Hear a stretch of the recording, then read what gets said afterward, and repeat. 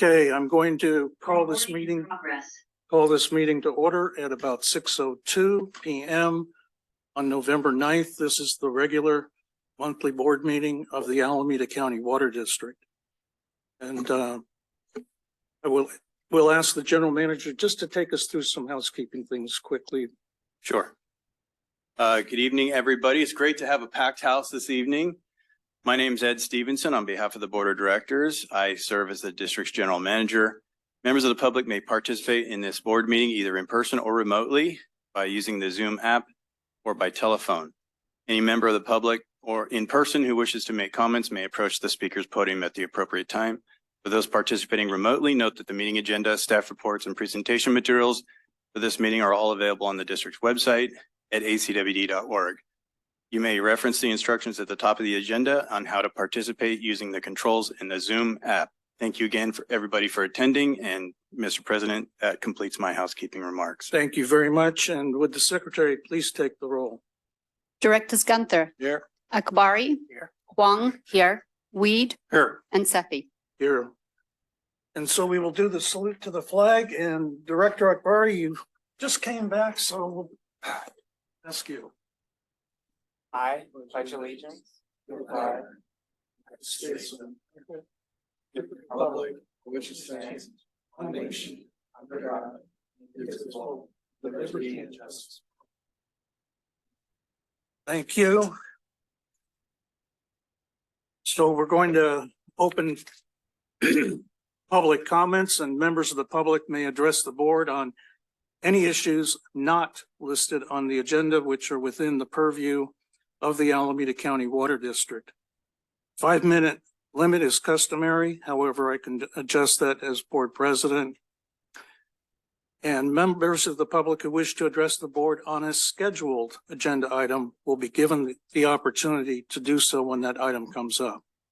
Is there anybody here present in the boardroom who would like to offer public comments?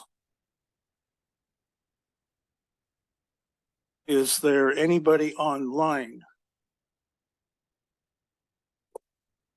Seeing none. Second, third chance? No one? Okay, so we're going to close the public comment period.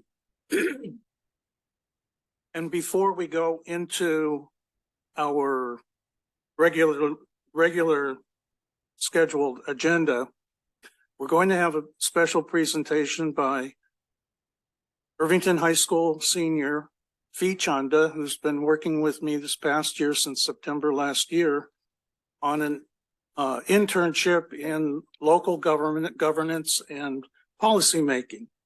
And I've been her mentor throughout the year. And she would like to, at the conclusion of all of her work this past year, share with the board her accomplishments. I want to acknowledge her parents who are in the audience, her father, Gautam Chanda, and her mother, Tri Chanda. And because we're family friends, I also have my mother in the audience who wants to acknowledge Ms. Chanda's achievements too. And special notice, my mother became a great-grandmother this morning for the first time. So she's been phoning people all day long around the world, tickled pink. So with that, I'd like to introduce Fee Chanda, and I will let the board know before she speaks that I set up a program for her this past year. I was able to get the California Special Districts Association to open up their courses for her and for free. And then we set up a program where she could work on different efforts throughout the year, including participating in quite a number of ACWD meetings. So with that, it's all yours, Ms. Chanda. All right. Thank you, Director Sethy, for that wonderful introduction. I would like to once again thank everyone for being here, and I would like to thank the board for the opportunity to be a part of this internship and I am pleased to announce that I am close to the completion of this internship, which over the course of over a year has provided me with immense knowledge and a wealth of experiences that I wouldn't have been able to access otherwise. But with that aside, I would like to start my presentation. Little technical difficulties.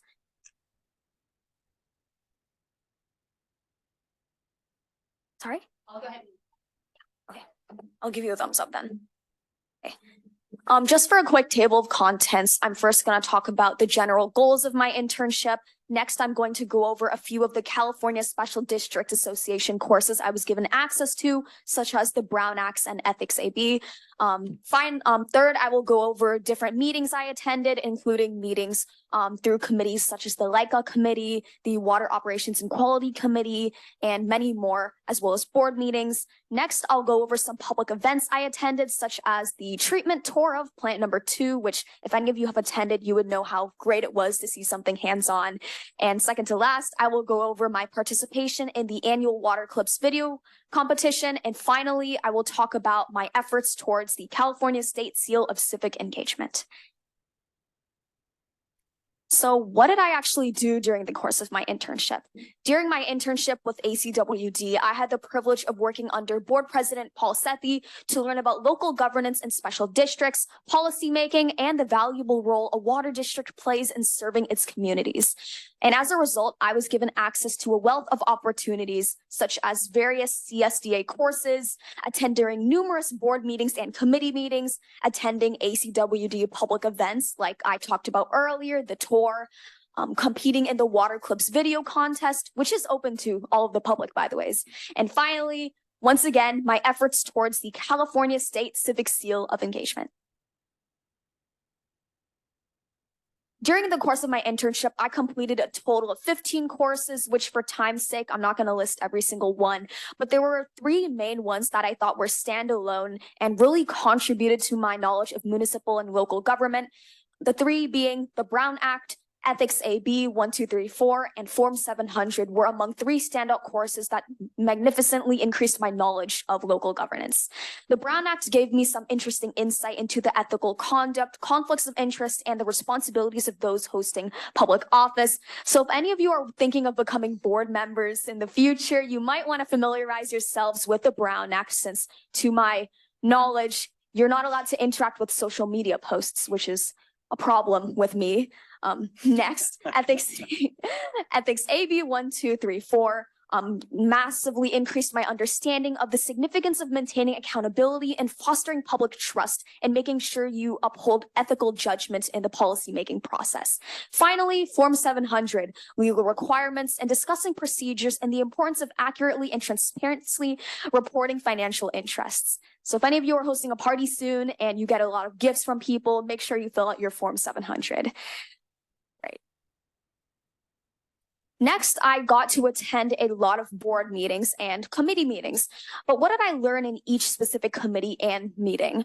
In board meetings, through the water resource management, infrastructural development, and financial decisions, I observed how the board of directors interacted in real time, discussed with the community, voted on motions, addressed public concerns, and engaged in open discourse. Next, through the LICA Committee, or the Legal, Intergovernmental, and Community Affairs Committee, I participated in discussions on legislative reports on water-related bills, therefore grasping a deeper understanding of various bills and their status in the California State Assembly and State Senate. Next, they talked a lot about public outreach, engagement, and awareness efforts through social media, news outlets, and appropriate websites to increase connections with the local community and to raise awareness. And finally, various educational programs, even involving school assemblies with local elementary schools and collaborations with school districts to further educate students about water. The next committee I attended was the Water Resources and Conservation Committee, through which I learned about environmental stewardship responsible for water management, such as the implementation of fish ladders to support aquatic life migration, planned construction initiatives aimed at improving water infrastructure, and water conservation projects such as the Lawn Be Gone rebate program, which if any of you are thinking of replacing your lawns, would highly recommend. They'll pay you for, to my knowledge, each square foot of new lawn you put in. We also talked a lot about construction initiatives and upgrading regional water infrastructure, such as those in Lake Del Valle, the Los Vaqueros Reservoir, and the Delta Conveyance System to effectively meet the water supply needs of the community. And my final committee meeting that I participated in was the Operations and Water Quality Committee. As someone going into poli-sci, I have to admit that a lot of the technical things didn't make sense to me, but I tried my best to participate regardless. They talked a lot about the technical aspects of water management, efforts to maintain water quality, optimizing cleaning processes, and ensuring the reliability of water distribution and treatment systems. There was also a lot of discussions on chemical pollutants such as PFOS and PFAS, which are quite dangerous chemicals that are present in our water, even at low levels. And it's really important that they're trying to combat that. Next, for public events, and hopefully a lot of you have visited treatment plant number 2 because it truly was an amazing hands-on experience. And if you sticked around till the end, you got to taste some of the amazing fresh water they actually treated there. And I have to say, it's definitely better than my fridge water at home. But located near Mission San Jose, the facility operates 24/7 to meet the needs of Alameda County residents. As a result, I gained massive insight into the intricate processes of cleaning water from the South Bay Aqueduct, the application of liquid, oxygen, and ozone gas in water purification. I guess the chemistry knowledge really came in clutch. And finally, I learned a lot about the seasonal fluctuations in water quality coming from the Delta that places special demands on treatment plant number 2. The next public event I attended was some PFAS meetings. I attended community meetings on critical topics such as PFAS, and I cannot pronounce the word, unfortunately, but just know that it's not good for you to drink. And therefore expanded my awareness of emerging challenges of forever chemicals and their effects on community water quality and safety. Through the process, I fostered my understanding of sustainable water practices and ACWD initiatives to prioritize the well-being of our citizens by removing PFAS and PFOS chemicals. Finally, I learned about the financial consequences of that the ratepayers of our communities face and the responsibility of ACWD's board of directors to weigh an equitable investment. Next, I participated in the Water Clips video contest, which is open to the public and high school students. I don't think we have any other high schoolers here, but if any of you are parents, you can actually win money from this contest. So would highly recommend get in contact with your teachers, your friends, make something great together. But anyways, using photos I personally captured on my Sony A1500, I encouraged viewers to pursue water-efficient gardens by essentially taking photos of water-efficient gardens throughout Fremont, Newark, and San Jose. If you look at one of the pictures, there's the Newark City Hall. Next, I have the Fremont Fire Department, and below is honestly just a pretty photo of one of my neighbor's gardens, which beautiful succulents and cactuses. They're doing a great job. And through the process, I researched the benefits of the Lawn Be Gone rebate program, gained insight into drought-resistant sustainable landscaping processes through the California Native Plants and Wildlife. And finally, I received an honorable mention and was the only Irvington High School student to be awarded in the ACWD Water Clips contest. Finally, let's talk about my steps to meet the requirements of the California State Seal of Civic Engagement. My internship with ACWD has concluded with a water advocacy project, which contributes towards my California State Seal requirements. And it's actually a fundraiser, so I'm hoping I can gain more contributions by publicizing it here. I published an article about my awareness fundraiser in the Tri-City Voice a few weeks ago. I'm not sure if any of you saw it, but I did publish it, a letter to the editor to promote Imagine a Day Without Water, which happens on October 19th. And hopefully we can make something great together. I also created an essay that focused on the fact that nearly 1 billion people across the world lack primary access to clean water sources, especially women and girls who are tasked with traveling hundreds of miles to access clean water and therefore give up valuable hours of their education. My goal is to keep girls and women in school so they can be productive lifelong. And hopefully you can all come together to support my fundraiser, and I'm hoping we can make something great together. I'm currently holding a fundraiser for water.org, which if any of you are fans of The Martian or the recent hit Oppenheimer, Matt Damon actually starred in both of those. So if you're a fan of him, you should donate. He also created an amazing book called The Worth of Water. It's really heartfelt. There's a lot of fact in it. There's a lot of personal narratives, and it's called The Worth of Water. And he created it alongside an engineer called Gary White. But yeah, my current goal is to raise at least $500 worth of donations. And so far we have collected approximately 300 and a little over that. So please help me meet my goal. The instructions are as follows. Please go to water.org/donate. Check I am donating on behalf of an organization and input the name of my nonprofit organization, Redefine Z, so my nonprofit can receive credit and so I can track how much we're actually making.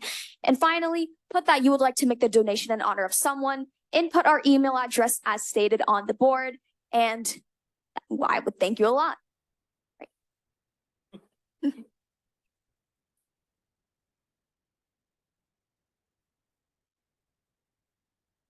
Thank you, Ms. Chanda. You're now ready to run for public office. Right now, starting my campaign now. I would like to solicit any feedback from our board members, if we can start at the end. First, I'd note that your mentor ran for public office at the age of 18 for this board. No, thank you for your service Thank you for the and opportunity. working, it's great. We have meetings in May where we have the water clip presentations, which you were a recipient of an award, and this. So thank you again. Good luck. Thank you so much.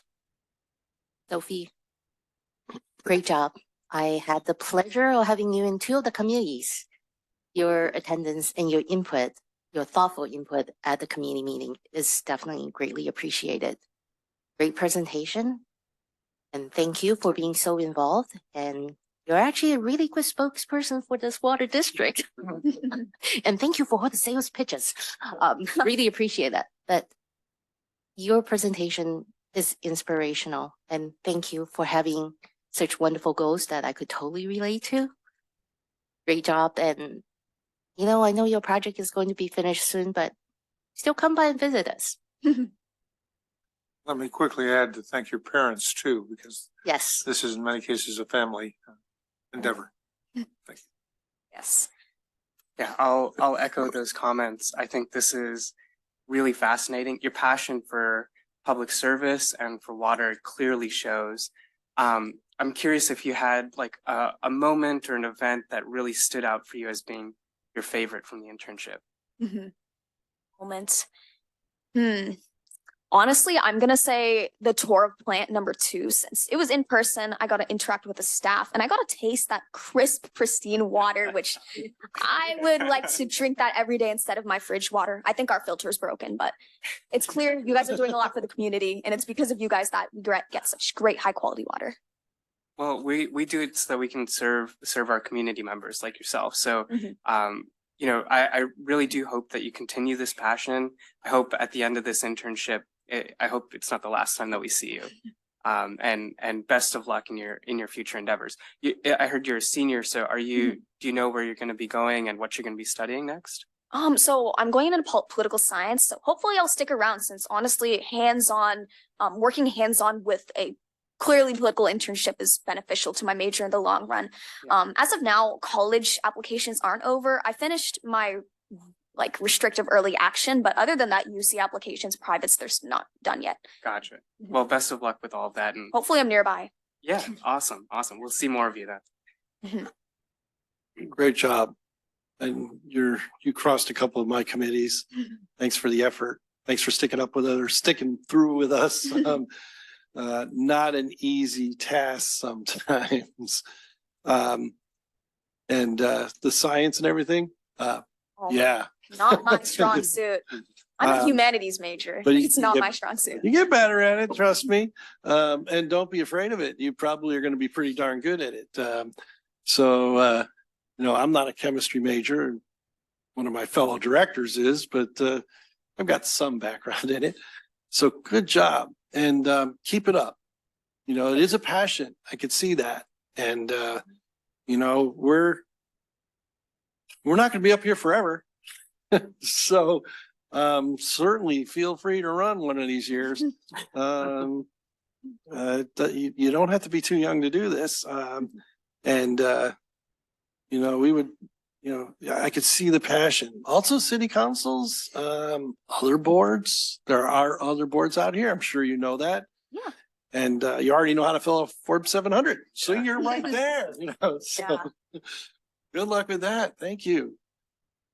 That's actually a good segue because Mayor Lily May recently appointed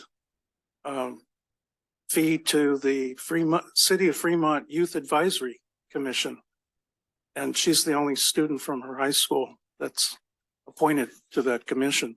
So she's learning a lot there too. And I will just close by saying that it was a real pleasure to work with not only Fee, but her parents who we all work together. And personally, it's very gratifying to know that you're helping someone else and trying to help launch them into college in the right way with some understanding of what goes on in local governance. So wonderful job, Fee, and I wish you all the good luck in the future. Couldn't have done it without you.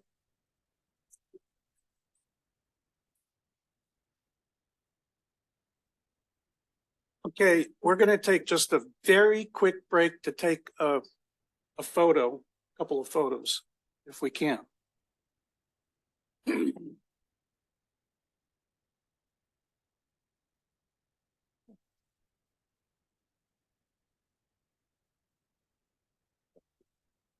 Let's see, we storm the next photo. Well, Judy, we're going to storm the next photo. Next photo, we're going to photobomb them. Yep. Ooh, we got, mother, we got a photo. Big gift.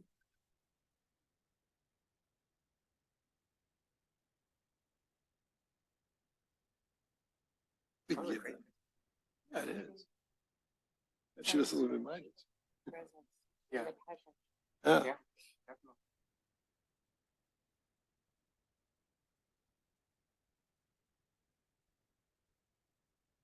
Very good public speaking.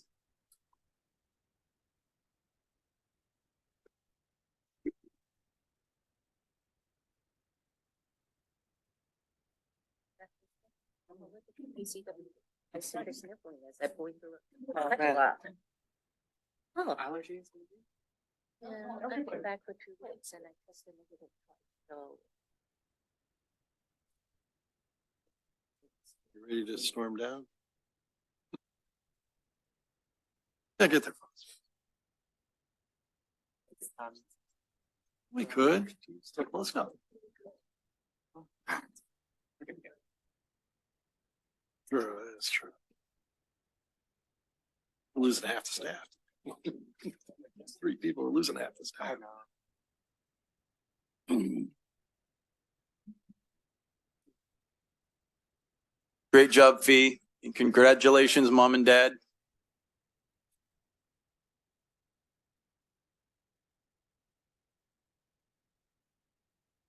Okay, we're going to move forward with our regular agenda items.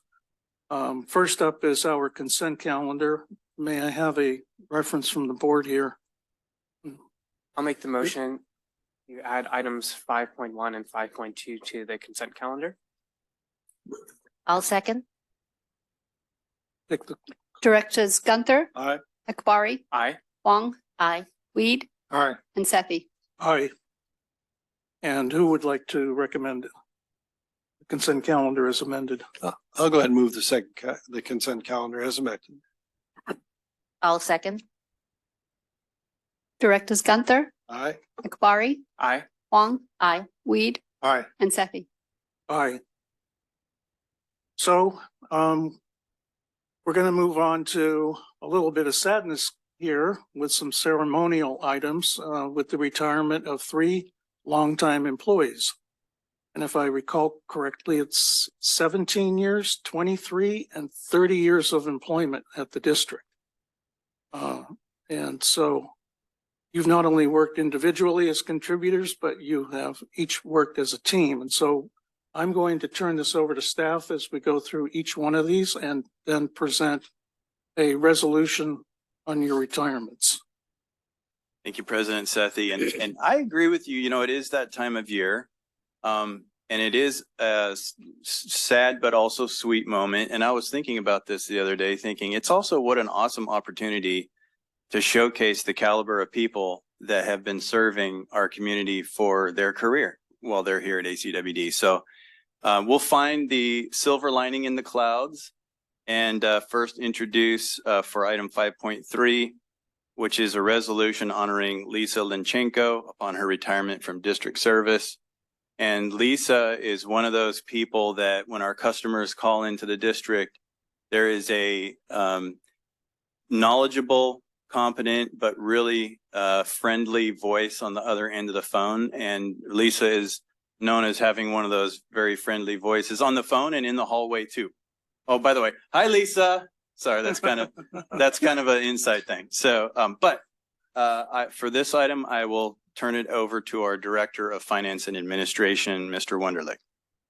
Great. Thank you, Mr. Stevenson. And Lisa, glad you could join us this evening and we could recognize your more than 17 years of service with the district.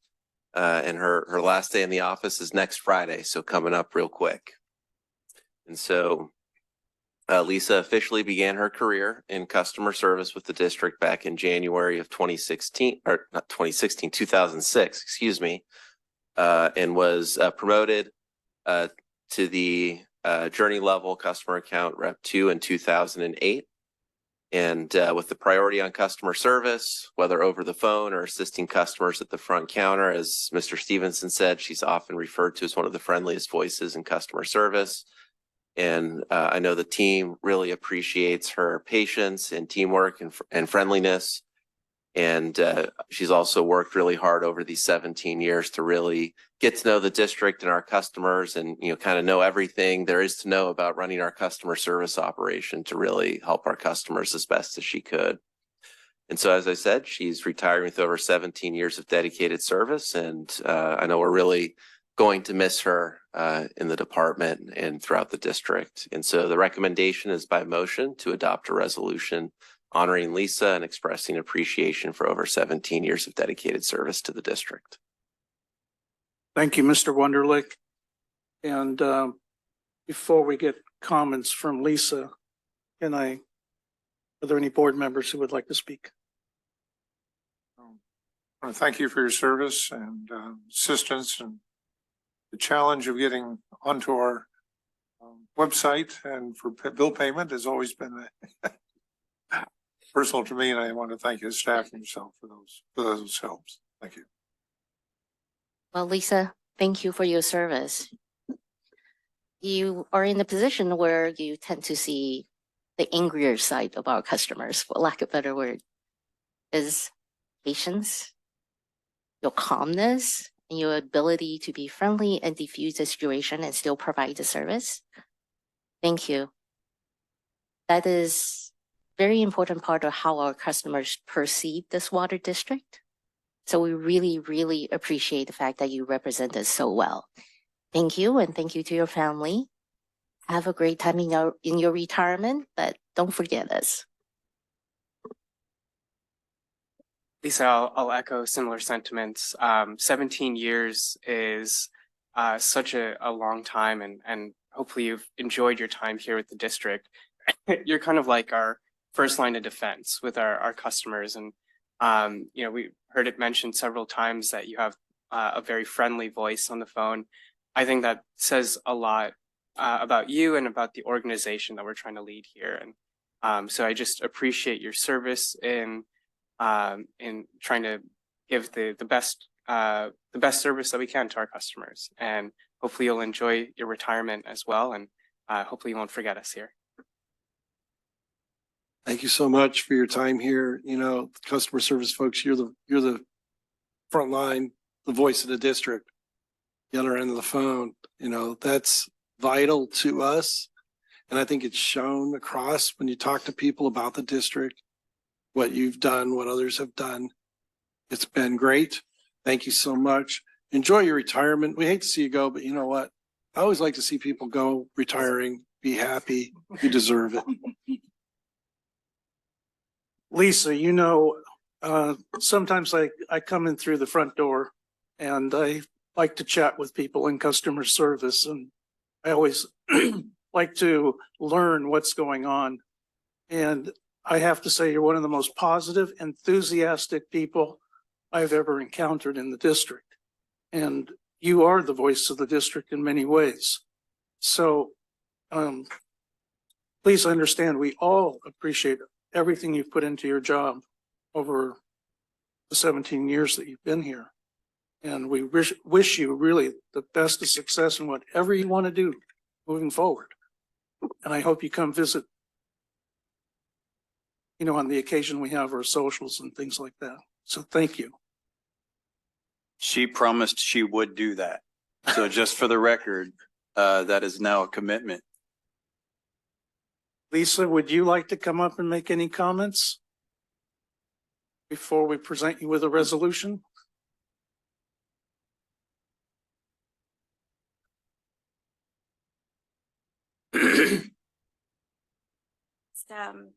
I didn't prepare a speech. I didn't even really know how this was going to go, but I am very humbled and grateful for the opportunity.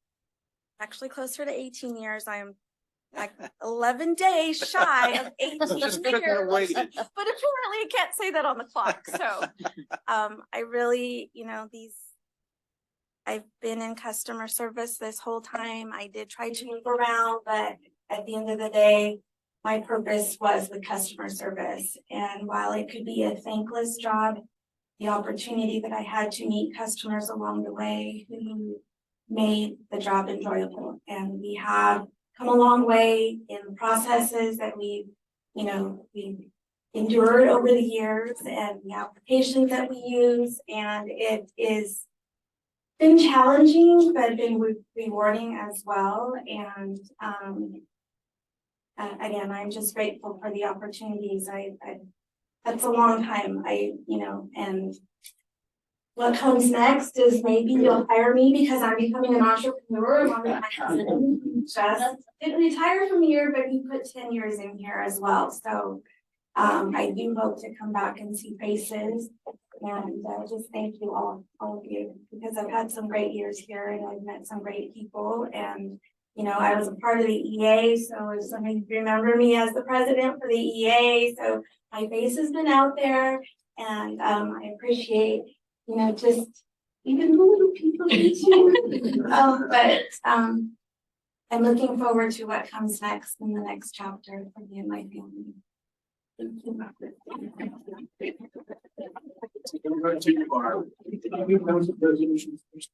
Yeah, and Mr. President, I just want to let you know, we do have a public comment on this item from another one of Lisa's coworkers, who Patty Amber, who says, "My dear friend Lisa, I will miss you." So I just wanted to get that public comment in the record on the chat in Zoom. Wonderful.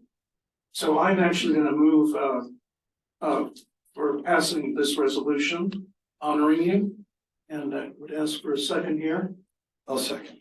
And we'll take a Directors roll. Gunther, Aye. Akbari, Huang, Weed, All right. and Sethy. All right. And so if you'll hold on, got a nice red flag for you. I was looking at my mind, you know, that I haven't put in my CalPERS application. I just. Uh-oh, we got a problem. All right, Lisa, come on up. Showtime.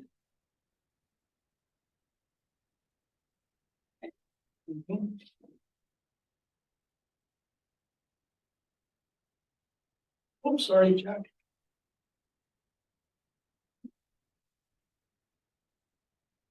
Very much. Thank you. There you go. Congratulations.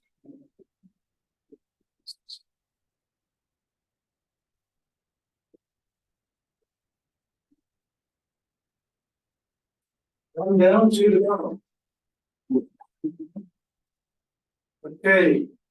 So we'll move on to item 5.5, and this is the resolution honoring, I'm sorry, Ellen, 5.4, honoring Ellen Lung on her retirement from district service from our water quality lab. Yeah, and this one stings too. Elayne's been a huge part of our culture around here, and that's something that's super, super important to us. And it's also stings a little bit for me too, because she was a newbie when I started here. And it makes me feel kind of like I'm, becoming overripe. But it's super awesome that Elayne and her husband T are here this evening for this item. Elayne, I think you can see from across the room, she's got always a big smile, super positive, great to work with, a great teammate, super funny, and she's really good at riddles. So if anybody wants to ask her a really tough riddle, I'm sure she knows the answer. But anyway, for this item, I will turn it over to our Director of Operations and Maintenance, Mr. Ahrens. Thank you, Mr. Stevenson. I think you said it all, but I will add just a few comments about Elayne's background or time here at the district. She began actually in 1993 as a part-time temporary lab assistant. But she did such a good job, she soon became a permanent employee. She spent a lot of time, out in the field collecting samples. And then over time, she increased her skills and became a chemist in 1997. At that point, her work changed to some of the more complex instruments, project management, quality control. In 2012, she became a senior chemist. She currently was when she retired, responsible for implementing the newly purchased inductively coupled plasma mass spectrometer. Very fancy name, or an ICPMS, which analyzes trace metals. She brought that new instrument into service for the district, as well as she trained our treatment staff and field staff, as well as oversaw our technicians and their assignments. Elayne saw a lot of changes in the lab. I think when she started, it was probably a little more informal of a regulatory process, and lab is basically self-monitoring. Water quality labs weren't quite the same as they are now. Now they're very regulated, requiring certifications, lots of testing and quality control. So she's been with the district and seen a lot of changes in the industry and helped us get through that and really keep our lab up to date and be the quality lab that it is today. She's definitely appreciated. She has a strong work ethic, very knowledgeable about instrumentation, great people skills, as Ed mentioned. And we're definitely going to miss her in the lab. But we do wish her lots of happiness and enjoy your retirement. Thank you. Thank you, Mr. Ahrens. And I'd like to again turn it over to the board for comments. Again, thank you for your help and work in the lab that I know has been modified and improved over the years. And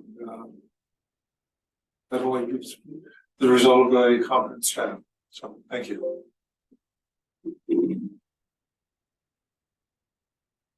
Being a chemist is kind of like a thankless job in the water district. Right. We are always very proud in telling our customer that our water meets all safe drinking water standard. In order to say that with confidence, it requires people like you, our chemists, in the background, testing the water, following the ever evolving, changing, and increasing regulatory requirements.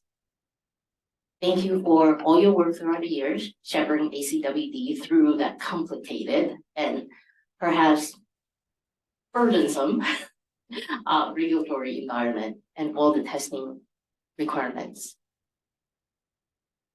When we talk about water district, we tend to talk about water supply, we tend to talk about effort of delivering the water. But very seldom we talk about the effort that's behind making sure that we meet all the requirements besides just treating the water. It's the testing. So thank you as a chemical engineer who loves to hang out around in chemistry labs. Thank you for your efforts. And I believe you were on the tour when I went and rummaged through the lab during one of the committee meetings. Yeah. So thank you for the great tour. I had the opportunity many years ago to go through the lab. It might actually be when we first purchased the ICPMS. 2012. 2012, has it been that long? So thank you. Our lab is in tip-top shape. I really, really appreciate all your effort, appreciate your service. have a great retirement. Enjoy whatever you have planned, and I should have asked you that trivia question. I did not know that when I was in there and touring the lab. Thank you, and thank you to your family. Elin, congratulations on retirement and 30 years of service. I mentioned during Lisa's item that customer service is the first line of defense. On the product side, you're kind of the first line of defense. You're making sure that the product that we deliver, the water that we deliver, is of tip-top quality, that we're defending public health, we're meeting our regulatory and compliance requirements. It was just mentioned that it's kind of a thankless job being a chemist because you're very much in the background. But the work that you do, it has such a tremendous impact on our customers. So I appreciate all the service that you put in with the district. I'll also mention, I noticed that you began your career on November 22nd, 1993, which just happens to be the day I was born. So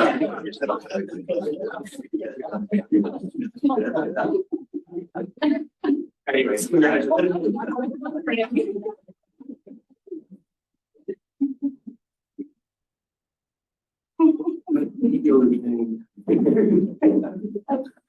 Malin, thank you so much. 30 years here is fantastic.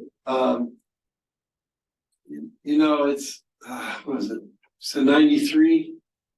Wow, that's gonna be tough to fill. I mean, you see the Lackawanna back there in the lab, where before the lab was really the lab. You said 2012. I think I've gone back there like maybe twice. I think they're probably keeping me away from it. I was just discussing in our last committee meeting about that not being allowed back there. My dad was a chemistry instructor, is probably why I'd get in trouble. Thank you so much.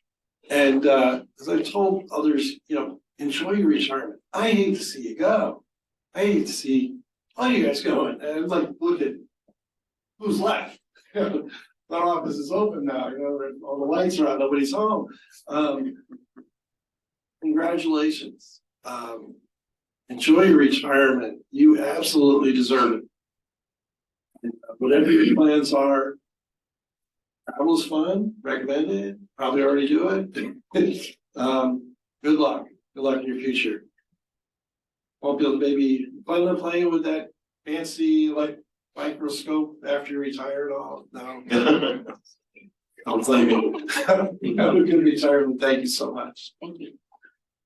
Elin, I want to pick up on what Mr. Aarons was talking about in terms of your career. Reading your biography, what I'm most impressed with is how the water quality industry changed so much over 30 years. And not only that, you had to respond to those changes on the regulatory side, but you were also an innovator.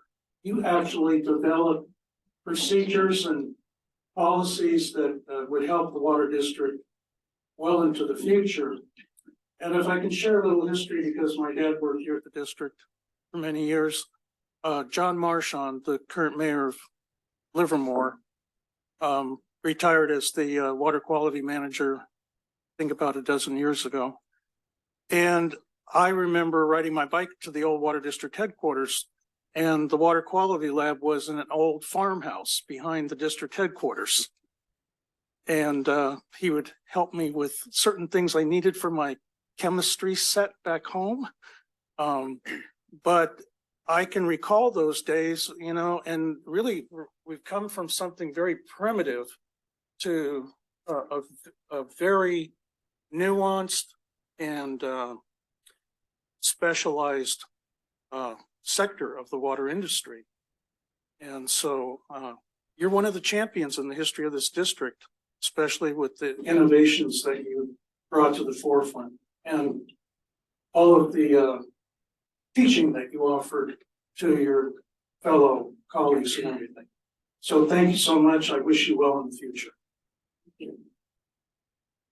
And once again, we'll come back to the board for a motion on the resolution. I'll make the motion. I'll second. Roll. Directors Gunther, Aye. Akbari, Huang. Aye. Weed Aye. and Sethy. Aye. And I forgot to ask if there was any public input, but Elin, would you like to come forward and say a few words?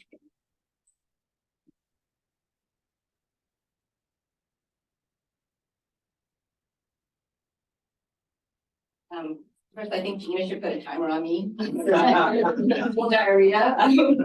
But I wanted to come up here and to share a few things throughout my career that I've learned from the district, or just a history of my work here. But I did want to share when I started here, and I started as a part-time temp, and I applied for a tech position, which I got, and I go back. I'm still in school, and I go back to my I'm a chemistry major. I go back to my chemistry professor, and I'm like, oh, I just got a job because I'm about to graduate. And he's like, oh, what did you get a job? And I'm like, oh, in the at the water district. He's like, water?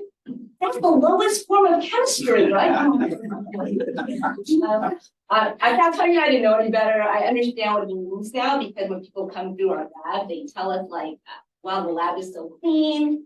You know, it doesn't smell. If you go to like maybe East Bay Med, where they do like sewage, lab stinks, it's toxic maybe. So, you know, I've always appreciated now working in water and in such a clean laboratory. And I also wanted to share too, when I was new, you know, when you're a new employee, you're always looking kind of for excitement, and I was coming into work, and just like Director Huang was saying, you know, we were running all these tests and nothing ever happened. And I go home one day to my brother, I'm like, nothing ever happens there. Like, you know, we're running all these tests, the same results every day. And then he tells me, and this is when I realized the importance of my job.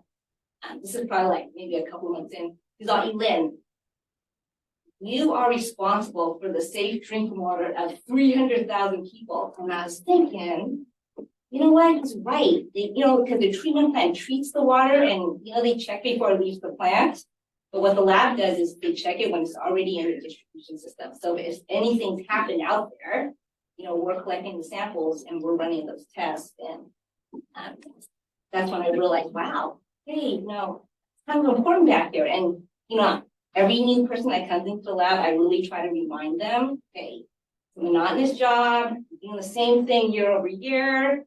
You know, we have to follow this, the lab guidelines for the lab, which doesn't allow much change. So even if there's new technology to do a test better, the lab can't do it. So it's like the same boring test. So, you know, we just remind them, hey, you guys are all really important. You know, we're part of this big company, you know, treatment plant operators, like they make the water, but we also test it. And, you know, Lisa too becomes customer service, and, you know, the managers make all the decisions, and, you know, the boards, well, you guys make all the decisions, and they run the company. And I just wanted to come here and say, this is the first time I've come to a board meeting. Like, I like to stay kind of quiet in the background. And I really wanted to come here to say thank you to the board. I've had a wonderful 30 years. It went by really fast. I learned a lot. I really want to thank you as a resident of Fremont for the decisions you make for your customers, and taking into consideration the value of the employees. So I really do want to thank you and all the predecessor board members. So thank you. Thank you very much.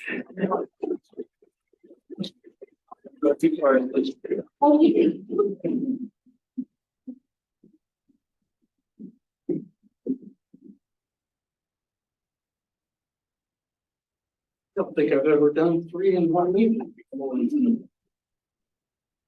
Congratulations. Thank you.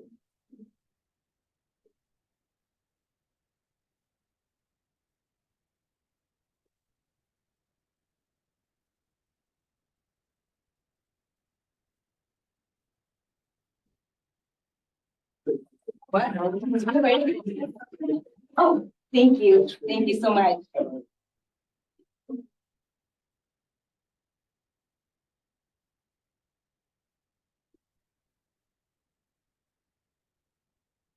Okay, Do we have Mr. Albrecht online? Well, we are looking right now. It doesn't look like he's online unless you're seeing anything different. No. So, item 5.5 was to be a resolution, expressing appreciation for the retirement of Dave Albrecht. He is not online. He had planned to be online. He wasn't able to be here in person. It wasn't a choice. He wanted to be here, but there were other constraints preventing him from being here. And perhaps those constraints have also prevented him from being online. But I think we should go ahead and we can quickly read the staff report and take action on the resolution. Let's do that. Okay, so with that, I'll pass it on to our Director of Operations and Maintenance, Mr. Renz. Thank you very much. I just want to acknowledge Dave for his service to the district. He's another key member of our staff that we rely on to get a lot done. So unfortunately, he couldn't be here tonight. But just real briefly, a quick summary of his history here at the district. He started in 2000 as an electrician in the facilities maintenance division, and soon was promoted to systems maintenance supervisor in 2013. He's belonged to the National Brotherhood of Electrical Workers. He had experience as an electrician before coming into the district. And while he was here, he really had the highest level of professionalism, integrity, reliability, and dedication. He was a great resource for people, for his staff. He brought in many upgrades and enhancements. He brought in fiber. You know, he was always looking for better ways of doing things. Probably very well known and best known to support his staff. He's very supportive of his staff, ensuring they've got the training and equipment that they need to be successful. He's involved in dozens, if not hundreds, of capital projects, being sure that the trades work was appropriate, that things could be maintained, that things were safe for his staff. So he's definitely going to be missed. He was, again, a key part of our staff in managing our trades. He oversaw the electricians, mechanics, and instrument techs, and was skilled in all those fields. So I want to wish Dave well in his retirement, and he will be missed. With that, So thank you very much, Mr. Ahrens. I wish Mr. Albrecht was here, but if there's any comments? Well, obviously, he's a very competent individual, and we'll have difficulty replacing really good people. So that's our challenge. But thank him for his service. Thank you. Same here. Thank Mr. Albrecht for his service and for his continuing support of the district and the staff of the district. I'll echo the same sentiment. I'm wishing him the best in retirement. I'd like to thank him for his service. The employees make the district. And while I hate to see him go, I really like to see him go, retire, and have a good life. So I wish him all the best. I'm going to take this opportunity with David's retirement just to remind the community, and we just did recently in our newsletter, our aqueduct, that there are a lot of really good jobs in this water district that don't require necessarily a college or university education. And David's career is an example of starting in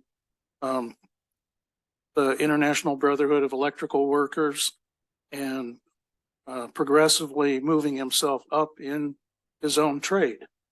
And I think it's very important to broadcast how good these jobs are. And he certainly served for a long time, 23 years here at the district.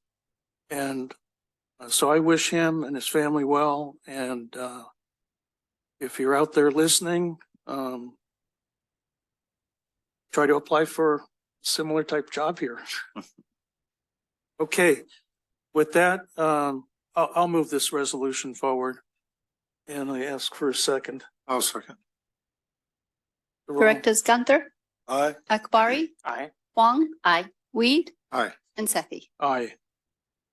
And so we will deliver the plaque to David later on. So we'll move on to action item 5.6, presentation and acceptance of the Alameda County Water District's audited financial statements for fiscal year 2022, 2023. And I want to thank our auditor for coming out from St. Paul, Minneapolis to give us a presentation. We had a very detailed one in the Finance Committee, and my understanding is this is going to be a bit briefer. So welcome. You can. All right, and I'll ask our Director of Finance and Administration, Mr. Wunderlich, to introduce our presentation here. Great. Thank you, Mr. Stevenson. So the district prepares an annual comprehensive financial report each year. I thought our retirees would have wanted to hang around to hear this presentation. Unbelievable. This is the good stuff. You can wait out the traffic.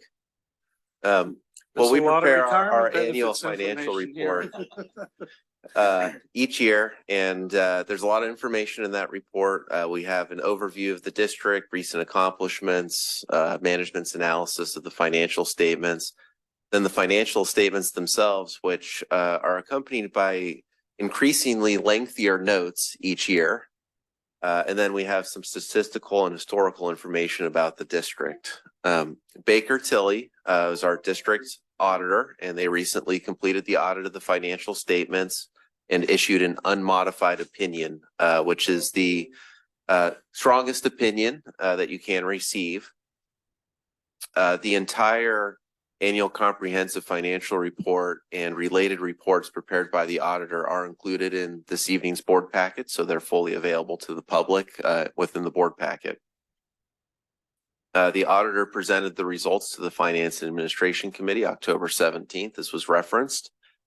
And we have with us this evening Roseanne Marquez, who's our accounting supervisor, who will actually initiate the presentation with a little overview of some of the financial results. And then she will turn it over to Dan LaHaye, who is the audit manager with Baker Tilly on this engagement.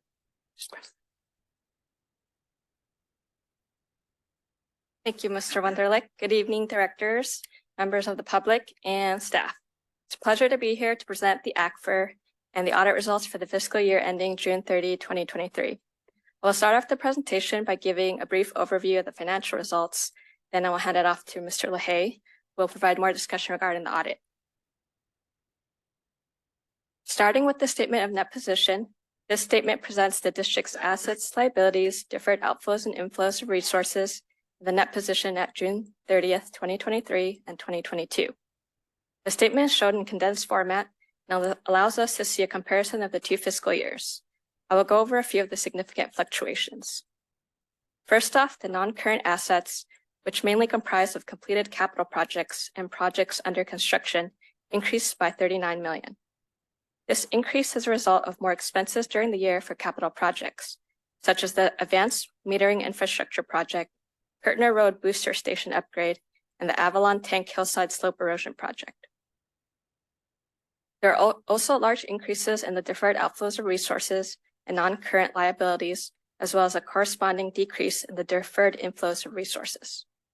The changes in these balances are all related to the net pension and OPEB liabilities because of negative 6.1% investment returns from the CalPERS and CERT plans.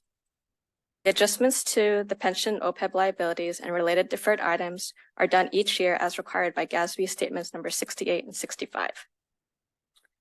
I also want to point out that we did restate the fiscal year 2022 balances, and that is due to prior period adjustments made for the implementation of GASB statement number 96, subscription-based information technology arrangements, which requires recognition of certain right-to-use subscription assets and corresponding subscription liabilities using the facts and circumstances that existed at the beginning of the earliest period presented. The last thing I'll mention here is that the ending net position increased by $43.5 million. The change in net position can be explained by looking at the next slide, which is the condensed statement of revenues, expenses, and changes in net position. This statement shows the results of the district's operations, including earned revenues and incurred expenses.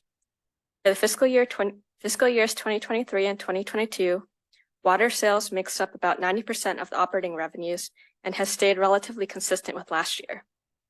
There is a $16 million increase in operating expenses mainly from pension and OPEB expense adjustments related to GASB statements number 68 and 75, as I previously mentioned. Non-operating revenues increased by 10 million due to the fair market value adjustment on investments, and there are also capital contributions of 20 million. Next is the condensed statement of cash flows, and it presents information about the net change in cash, meaning that the net of actual cash received and paid out from operating activities, non-capital and capital financing activities, and investing activities. For fiscal year 2023, the ending cash balance was 25 million, which is a net change in cash of about 16 million from prior year, and that's primarily due to the cash received from customers staying relatively consistent while we had more spending on capital projects. And to end my part of the presentation, I'll remind everyone that the details of these condensed statements can be found on pages 11 to 15 of the ACFR. And with that, I'll hand it off to Mr. LaHaye.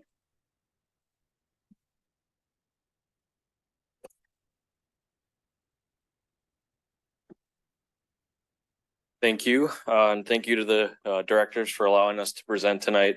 Just make sure this is working. Okay. What I'll do is we'll go over the agenda of the remaining topics that we'll be talking about. First, I'll give you a little bit more background about Baker Tilly and myself, being that this is our first year doing the audit for the district. So Baker Tilly is a top 10 accounting firm that has industry specialized groups. The group I work for is actually called the Power and Utilities Group, whereby we specialize in serving public utility organizations all around the country. I've been with the organization and in this group for 13 years now, and that pretty much in that entire time has been spent auditing public utility companies. So what we'll talk about today for the remaining of the section is overview of the audit, what the objectives are and what the results were. We'll talk a little bit about some of our required communication documents that are required by professional auditing standards. We won't spend too much time on those because it's generally no news is good news there. We'll talk about the results of our internal control analysis and assessment. And then at the end, we'll leave time for any questions that you folks may have. Certainly, if there are any questions as we're going through the information, happy to answer any questions at any time. So this first slide here, I think Mr. Wunderlich did a great job of summarizing what our deliverables are. Within that ACFR document is our audit opinion, which, as John had mentioned, was an unmodified opinion or a clean audit opinion, which is the highest form of assurance that an organization can receive. So you as directors can take pride in knowing that your financial statements that you receive on a monthly basis are presented without any sort of material misstatements along the way. The numbers are accurate, that require very little adjustments at the end of the year. We'll also talk a little bit about the reported and insight document. That again is that required auditor's communication. And then there's just a couple brief bullet points on the other deliverables that we've issued. We have an agreed upon procedures report for the appropriations limits. This is a requirement of the California state statutes. We also have a report on revenue bond compliance, whereby we noted no issues of non-compliance there. And then we also have a recommendation letter that we issue to management.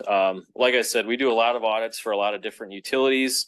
As part of those audits, we sit down with organizations, go through their policies, walk through their procedures, and we obtain some knowledge of some best practices and how things work. And so what we like to do is sort of at the end of the audit, issue some recommendations that we've obtained from working with other or similar organizations of your size. So again, just to give you a little bit more background about us and how the audit went this year, the audit was conducted very smoothly. There were no difficulties encountered. We did the audit over, we had 3 weeks of field work, 2 of which were our final field work that we were doing. One of those final field work weeks was actually remotely done from our office. And then we came out for a second week of final field work, whereby we sort of finished everything up. The last day of field work was actually September 28th, 2023. So it's pretty impressive to turn around a financial statement that quickly from the last day of audit field work to when everything needs to be issued and done. I'd like to also report that there were no adjusting journal entries noted. Again, in addition to having a clean audit opinion, there were no adjustments made, which is a very high bar, the combination of those two things. Again, I'd like to point out that the management and staff was very readily available and was very well prepared for all the questions that we had. All right, so getting into the audit overview a little bit here. As part of the audit process, we have to obtain an understanding of your internal controls and your key business process cycles. So I've listed those up on the screen here. Most of them are what you kind of expect to see of a typical utility organization, but just know that as part of the audit process, we had to sit down, obtain an understanding of each one of these cycles, and use that understanding to design our audit procedures and determine how we're going to audit your financial statements. Continuing with the audit overview, as I mentioned before, the audit opinion was an unmodified opinion and a clean opinion. Our main audit objective of that is the expression of the opinion, and we were successfully able to achieve that objective. All right, next we'll talk a little bit about some of our required auditor communications. There's a few slides in here. We'll probably skip through a lot of them because a lot of these don't change on a year-to-year basis. I'll try and point out the ones that are probably most significant and most important that you all would like to know. So the first one here is another part of the audit process is obtaining an understanding of your accounting policies. And one thing that did change this year, as Ms. Marquez had mentioned, was there was a new accounting policy adapted for GASB statement number 96 for subscription-based information technology arrangements. And what that standard did was basically required staff to analyze all of your software contracts, and any contract that was considered subscription in nature, the district had to recognize a new asset for that and an offsetting liability. So it moved some items from your income statement expenses onto your balance sheet. I would like to point out that, as Ms. Marquez had mentioned, there was a restatement of your prior year financial statements because of the implementation of that, and the details of that restatement can be found in note 15 of the financial statements. Also, would like to point out another area we touch on as part of the required communication is your significant estimates. So the significant estimates we've identified in your financial statements are the fair market value of your investments, the value of your pension and other post-employment benefit liabilities, your depreciation on your capital assets, and your unbilled revenues. And we're pleased to report that we reviewed the assumptions around those estimates and found them to be reasonable relative to the financial statements. Continuing on with the required communication, again, these are sort of the no news is good news section here. No difficulties were encountered, fraud uncovered, or any compliance with laws and regulations, no issues in any of those areas. As I pointed out earlier, there were no adjustments to the financial statements. There were also no uncorrected adjustments noted. So again, very high bar and a great accomplishment for the district staff. Again, no disagreements with management to report. Everything went smooth and nothing that we would be required to communicate to you. One thing I'll point out on this slide is the management representation. So as part of the audit, district management does have to provide us with a representation letter stating that they've given us all the information we've asked for. There aren't any unknown disclosures or contingencies out there. You know, the management did sign that and did provide that to us. And if you're interested in seeing what that actually entails and what's included in there, that's actually included in our reporting and insights document for the 2023 audit. Again, nothing significant to report here. We're not unaware of management working with any other accountants or shopping controversial accounting positions with other accounting firms. Nothing to report there. Lastly, we are required to maintain our independence from the district. We did not perform any non-attest or non-audit related services, so we were able to maintain our independence there. Another high bar, another great accomplishment to note is that, like I had mentioned, as part of the audit process, we're required to obtain an understanding of your internal control cycles and your key business processes. In auditing standards, say if we identify anything that's considered a material weakness or a significant deficiency, we would be required to report that to you as the governing body. We're pleased to report there were no issues of material weakness or significant deficiencies identified. So again, the combination of that with no adjusting journal entries and the clean audit opinion is sort of the holy grail, if you will, in terms of what you can achieve. Lastly, like I mentioned, we do issue some recommendations to management. There is a brief letter that is included as part of the deliverable packet for the meeting tonight. I'm not going to go over these in a lot of detail. Just know that these are, again, our best practices that we've identified as part of our experience, not considered material or significant. And management has actually provided their responses to all of these recommendations that we've had and has taken it upon themselves to act upon them and address them appropriately. Okay, so just real quick, since Ms. Marquez covered a lot of the details of the financial results, here's just sort of some bullet points that we noted as sort of outside observers of what the key takeaways from the year were.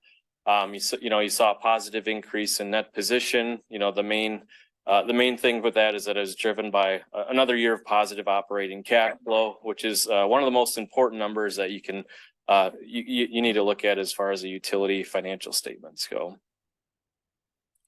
To present some additional financial metrics, again, this is our perspective from an outsider's perspective and working with other utility organizations.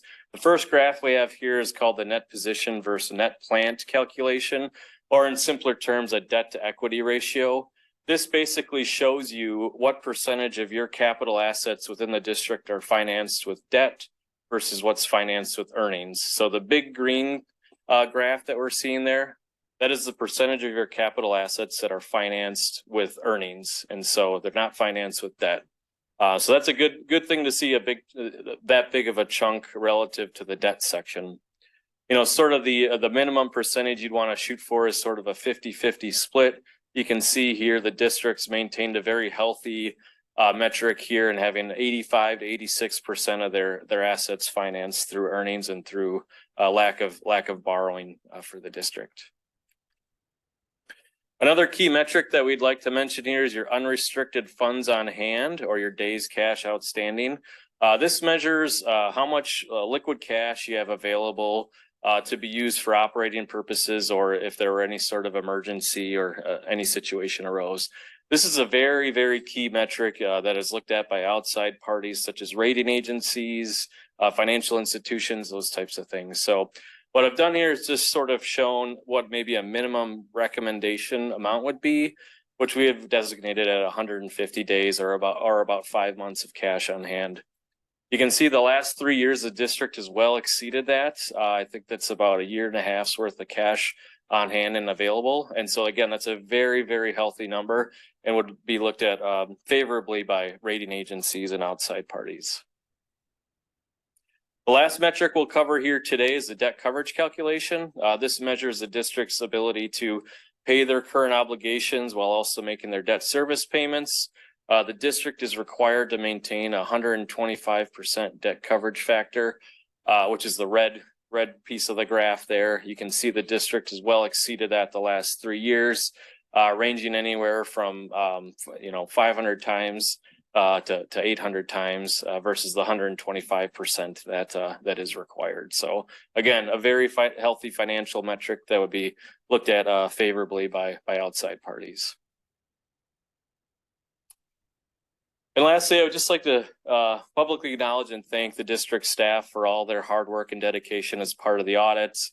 As John mentioned, the footnotes continue to grow. The financial reporting continues to get much longer, and the reporting requirements continue to get more complex. And this being our first year working with the district, we were completely blown away in the amount of readiness there was, how prepared and organized the staff was, and we thought everything went really well. So we'd just really like to thank the staff for all their help as part of our first successful audit. And with that, I'll open it up for any questions. Mr. Lay, thank you very much for the presentation. And I'll go to the end of the board for comments here. Okay. First of all, I'd like to thank you for interviewing the finance committee. That was an issue we had with the prior auditor. And if other board members, I think, may hopefully have an opportunity as we continue this, if other board members wish to be interviewed on a one-on-one basis, that make that available. I would note that on the cash on hand, while it's many of the finance community look upon that favorably, we had an issue with the Little Hoover Commission in California, which listed us as one of the dirty 25 many years ago for having too much money on hand. Oh. So there can be criticisms on both sides of that Yeah, sword, but I'm glad where we are. Mhm. The changing criteria that require restatement of a prior document encourage us to, as you say, you may identify that in the note 15, Mhm. but I don't know that I encourage us to again keep track of that as we go into the new year, because these Gatsby's keep coming down the pike. Yeah. Yeah, I mean, like I said, the reporting requirements aren't getting any easier. Fortunately, I think this was the last really heavy, huge lift that we know of right now as things sit today.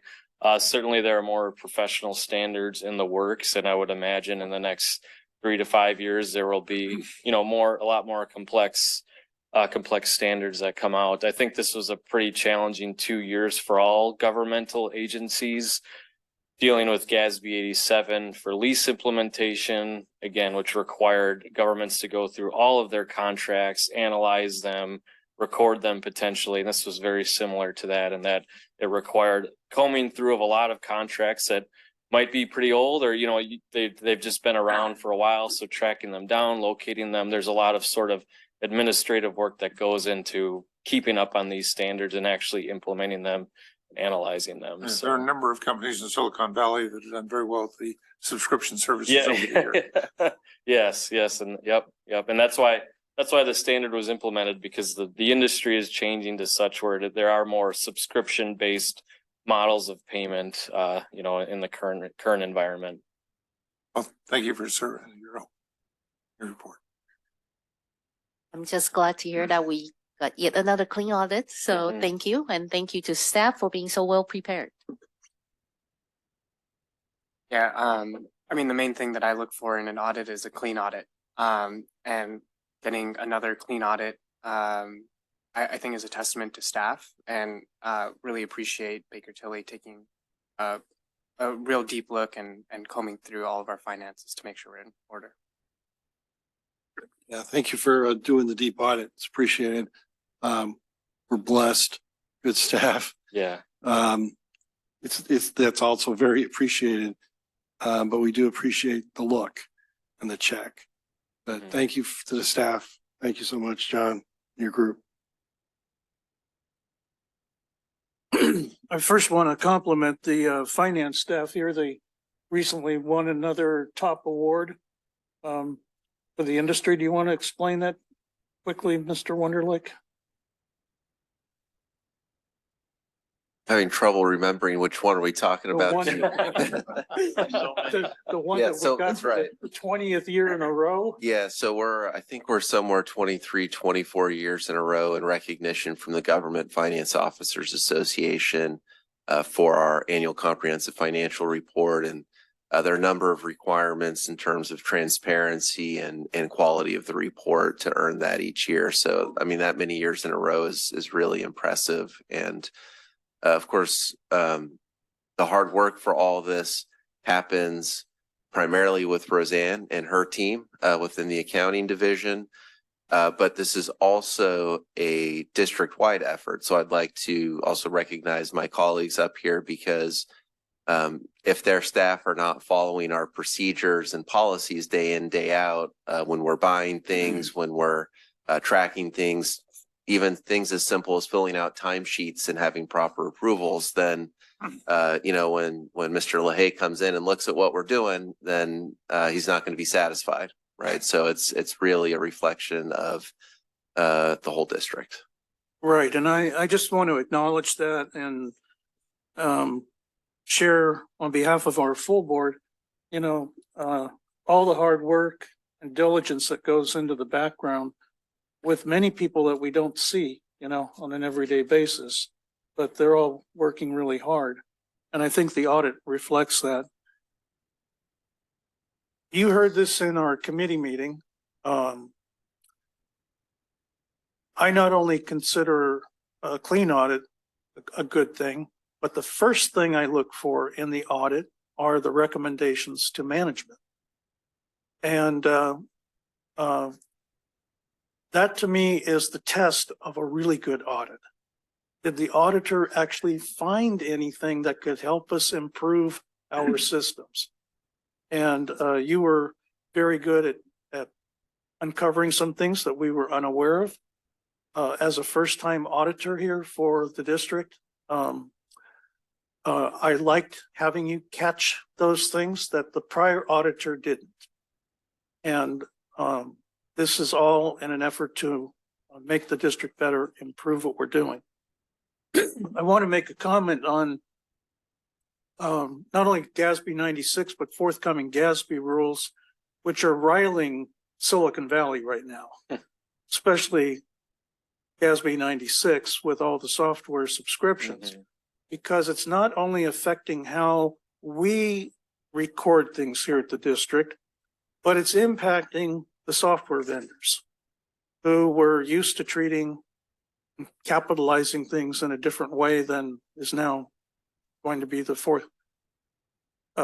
practice moving forward. So I think Director Weed and I really appreciate the fact that you are helping to educate us on the impacts to ACWD each time there's a change in GASB rules. So thank you very much for that too. Education is a very important part of the audit. So thank you. We appreciate your services and we look forward to working with you again in the next year. I really appreciate the kind words. Just have one more slide here. I always like to end with letting the board know that we do work for you, and that if at any point throughout the year, not just at the audit, you have any questions or concerns that you want to reach out to us directly, here's my contact information, as well as Judy Dobson, the partner who actually signs the auditor's opinion. So thank you for your time. Appreciate it. Yeah, and thank her, Ms. Dobson, for her presentation at our committee meeting too. Yeah, will do. All right. Thank you. We do have a recommendation on this item, which is to accept the audited financial statements and accompanying reports. Well, let me move to approve the recommendation. I'll second. That gives you both finance committee members endorsing your report. Directors Gunther, Aye. Akbari, Aye. Huang, Aye. Weed, Aye. and Sethy. Aye. So we will now move to item. Thank you again, Mr. Leahy. We'll move to item 5.7, authorization of agreement for virtual chief information security officer consulting services. I'll again turn it over to staff. All right, and for this item, we'll ask our Director of Engineering and Technology Services, Mr. Awoke, to introduce it. Thank you, Mr. Stevenson. Good evening, board members and community members and staff. As the board may be aware, the district utilizes IT systems and applications to support various functions and fulfill our mission. Having said that, the district is not immune to the increasing threats of cyber attacks, and as such, cybersecurity preparedness helps us protect our data, infrastructure, and systems from these threats. The board approved a Chief Information Security Officer position more than 2 years ago. Now, with the hiring of a virtual Chief Information Security Officer services, we will be embarking on the next steps towards building a robust cybersecurity program. And we are very excited for this opportunity. With that, I will read the summary of the staff report and the staff's recommendation, and we'll be more than happy to answer any questions the board may have. As a critical infrastructure owner, the district utilizes a wide variety of computer hardware, software systems, and applications to fulfill its mission of providing reliable, high-quality drinking water to its customers. With increasing dependence on technology, there is increased vulnerability to cyber attacks. In the past several years, the district has taken measures to develop a more robust cybersecurity preparedness program by aligning it with applicable best practices related to governance, privacy, and risk management cybersecurity frameworks. The implementation of a virtual Chief Information Security Officer, also known as vCISO, is a step towards realizing this goal. With the onboarding of vCISO consulting services, the district will be able to establish a district-wide information security program with readily available executive and technical level consulting and information security expertise, which we desperately need. The district issued a request for proposals to provide vCISO services and received about 20 proposals. RSI Systems Incorporated, doing business as RSI Security of San Diego, California, was identified to be the highest ranked firm to provide these services. There is adequate funding in the information technology budget for this expenditure. The scope of work was reviewed with the Engineering and Technology Committee on August 2nd, 2023. Board award of this agreement will help meet the district strategic plan goal 1.1, efficiently manage and maintain our infrastructure to ensure reliability. With that, I'll read staff's recommendation. By motion, authorize the general manager to execute a professional services agreement with RSI Systems, Inc., doing business as RSI Security of San Diego, California, in an amount not to exceed $106,636 for virtual chief information security officer consulting services. Thank you. Thank you, Mr. Awoke. I'll open it up to any board comments. Certainly support high security, particularly bad actors getting involved in operating the system. The one concern I have is that in a contingency environment, many of those issues or goals are suddenly reversed. We need to get the information out and other information in from a variety of sources. There's a company called Doppler that was made a presentation at a Smart Water Summit I attended, which people could give information on cell phones, so it was geolocated.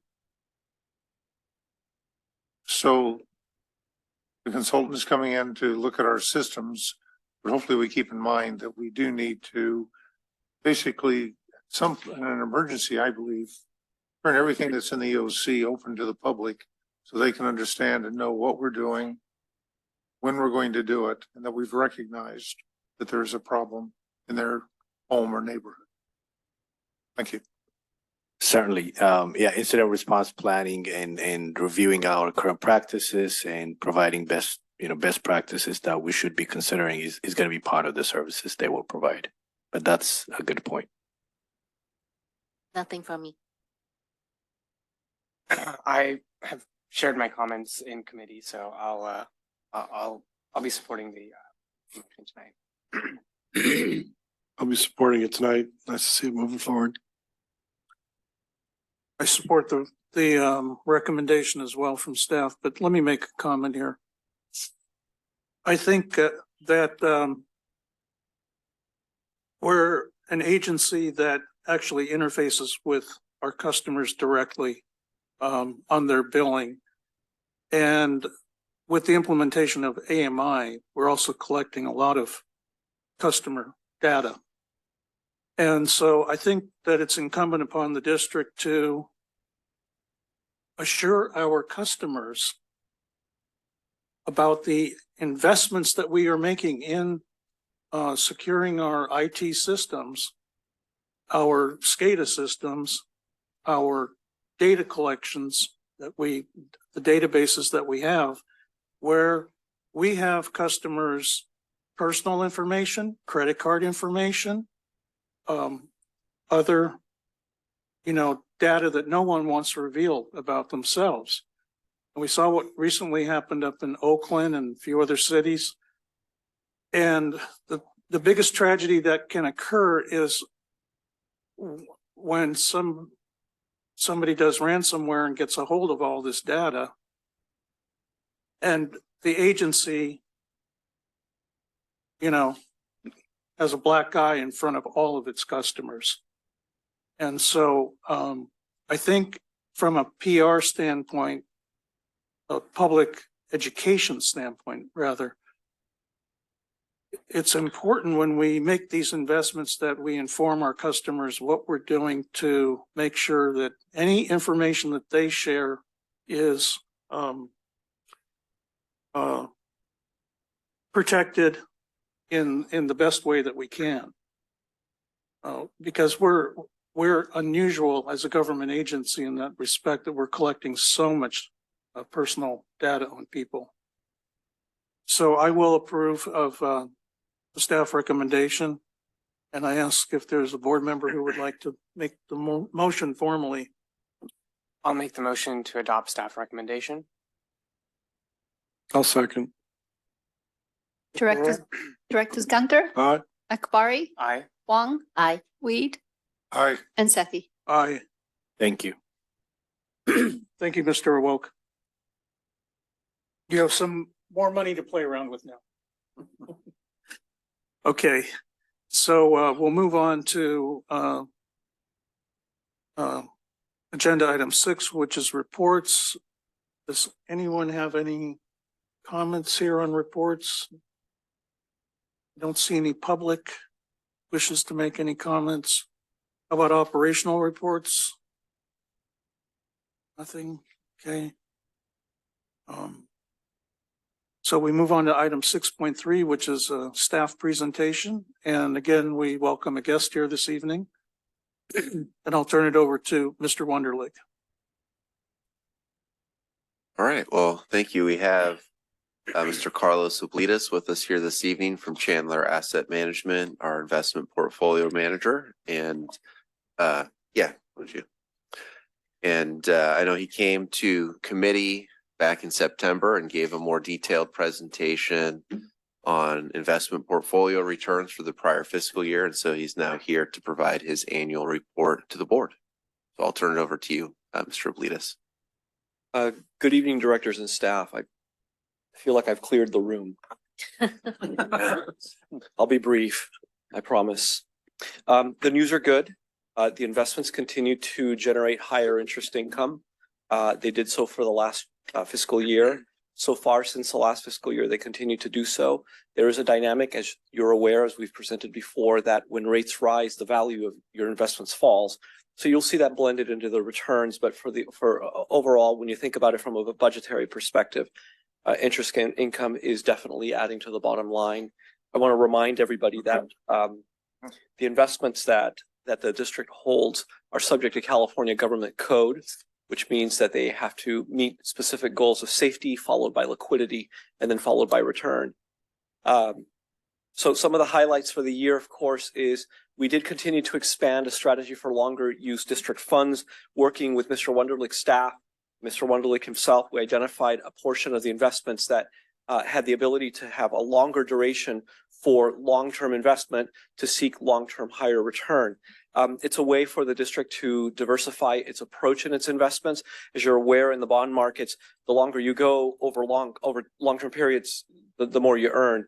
A little more volatility, but we try to control that through very well-diversified, actively managed portfolios. The reinvestments through the end of June of this year, we're coming in at around 4.79, almost 4.8 on average. That average spiked up to about 5.18 3 months later. So you can see that rates that are available in the markets are much higher, and we're able to capture those into the portfolio, thus adding more interest income. The second thing is that because we have tighter financial conditions, I think everyone in the room is aware that the Federal Reserve has driven interest rates much higher to combat inflation. So interest rates in the markets are much, much higher. And that creates very tight financial conditions. It's harder for businesses to finance themselves. It's harder for local governments to issue bonds because it's more expensive, at least than before. That's all relative. But if you think of someone that wants to purchase a home, 3 years ago, they could get a 30-year fixed rate mortgage at less than 3%. Today, that's going to be anywhere between 7.75% to 8%. So those tighter financial conditions tend to generate unforeseen circumstance or unforeseen events. They have consequences to that. I want you to think of Silicon Valley Bank. That was a direct result of those higher interest rates and some poor risk management on their part. But when we have tighter financial conditions, that's the time when in these types of portfolios where we focus on safety and liquidity, we go up in quality. And this is a very high credit quality portfolio. And we've been doing that through the course of the year. The second thing that we do is we really focus on liquidity. And when I say liquidity, your staff maintains a good cushion of liquidity in the state pool separate from these portfolios, which allow, and of course in your bank accounts, which allows the district to make its obligations on a day-to-day basis.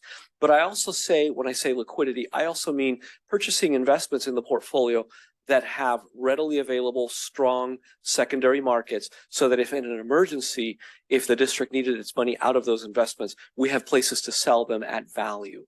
So that's been an important thing. We did, for that reason, we've expanded our allocation in the investments to governmental securities more than you've probably seen in the past. And that's certainly helped the liquidity of the portfolio and the credit quality. Lastly, we coordinated with staff to really coordinate or to understand what the liquidity needs are. The district in its initial portfolio historically targeted investments between 1 and 5 years and averaged about 2.5 years. Working with staff, we ratcheted down the target for those investments to be between 1 and 3 years. So there's a little bit more liquidity, more assets coming due faster. That, quite frankly, that has helped you. I think it might be helpful if we just skip ahead and turn over to page number 10. You can see what the core portfolio looks like. I want to highlight just a page before, and I apologize. Let's go one page before this. Looks like we got renumbered. Let's go back a few pages. I want to go back to just directly after that the green boxes. We've got different numbers, and I apologize for that. Just a couple more before this. It's going to be a table right before this one. There we go. Perfect. So this is the operating portfolio. This is the main portfolio, about $110 million. Currently, it's averaging about 2 years in duration. As I mentioned, we've been working to drive the duration of this down to about 1 3/4 years because we're focusing more in investments between 1 and 3 years. So that's on its way down. You can see that a year prior that was at 2 1/4. Right now, the yield to maturity in this portfolio is 2.08. If you think of the yield to maturity as driving a car at 60 miles an hour, you're driving at 60 miles an hour. It means you're earning at 2.08% per year. If I continue for another hour at 60 miles an hour, I will have covered 60 miles. If I continue for another year at this exact rate, we will have earned 2.08. But that continues to increase, as you can see, where last year this was at 146. And why is that? Because if you look at the market yield, which can infer a reinvestment rate, we're reinvesting currently at around 5.11. Or at least through the end of the fiscal year. That's gone up since June. That number's certainly higher. So the new investments that are coming into the portfolio are replacing investments that were purchased years ago at lower yields, and now you're increasing the overall rate at which you're earning. And that's the good news. That's the benefit of this higher rate environment. Of course, we maintain strong credit quality of AA. If we go to the next page, I won't spend too much time on these, but in the pie charts on the next page, you'll see that looks like we went the wrong. There we go. That's the one. So currently we hold about 30% in treasury securities or lending to the federal government, another 20% in federal agencies. We do hold about 26% in corporate securities. That's a little more than what we held last year. We hold a little more in treasuries than we did last year. This is what I meant when I said that we're focusing more on governmental securities. So all in all, the different slices in that pie chart that you see there are not randomly allocated. That's done through analysis, through making sure that any risk that we take is mitigated and that we get paid to take that risk. If we skip to the next page, let's go to the table. We'll go one more after that, just a couple more. Keep going. Right there. Perfect. So the returns on this portfolio, as you can see, I mentioned earlier that when we show you the return, not only do we show you the interest income, but also the change in fair value in this portfolio. It's a total return. And I mentioned that with rising rates, the interest income continues to go up. But when I blend in the change in value on paper, if I add those two numbers together, that drop in fair value through the course of the year because of rising rates drag the return down. You can see that the year ended at 51 basis points. Looking at the benchmark, we actually ended up, the benchmark went negative, to give you an idea. So the rising rates have been a drag on valuation. That does get booked to your ACFR, to your financial statements at fiscal year end. But from a budgetary perspective, that's ignored because it encompasses unrealized losses. You don't really realize unless you turned over and sold the entire portfolio, which is not what we do here. We do have some strategic sales before maturity, but those are done to reposition to capture higher yields, to redistribute between sectors, to increase credit quality, and to rebalance to our target. If we go to the page after this, This is the longer term portfolio. We have 1 year under our belt in this portfolio. When we started out, we were picking up around 1.56% per year. That was the yield. Today, that's increased to about 2.64. And the reason for that is because in the markets, we were picking up yields of somewhere around 3 1/3 and just a little bit below that. And today, we're picking up yields that we're adding in there new at 4.79. That's what the reinvestment looks like. Now, you might note that the reinvestment is a little bit lower in the longer portfolio than the shorter portfolio, which is an anomaly. There's an inverted yield curve right now. Market yields for shorter term securities is higher. They're higher than longer term. That relationship is slowly reversing itself, and it's reversed itself significantly over the last year. But this continues to be, let me just say this, these are much higher interest rates than what we were achieving, say, 3 years ago. In fact, we spent a protracted amount of time, approximately 8 to 10 years, where 2-year treasury yields were below 2%, below 1%, and in most of that, they were below 0.5%. So when we're seeing 4.79, it's a significantly higher yields than what we've seen in the past. I want to go forward just a little bit past this and go to the consolidated portfolio. It's just a table that looks exactly like that, but for the consolidated investments, one more.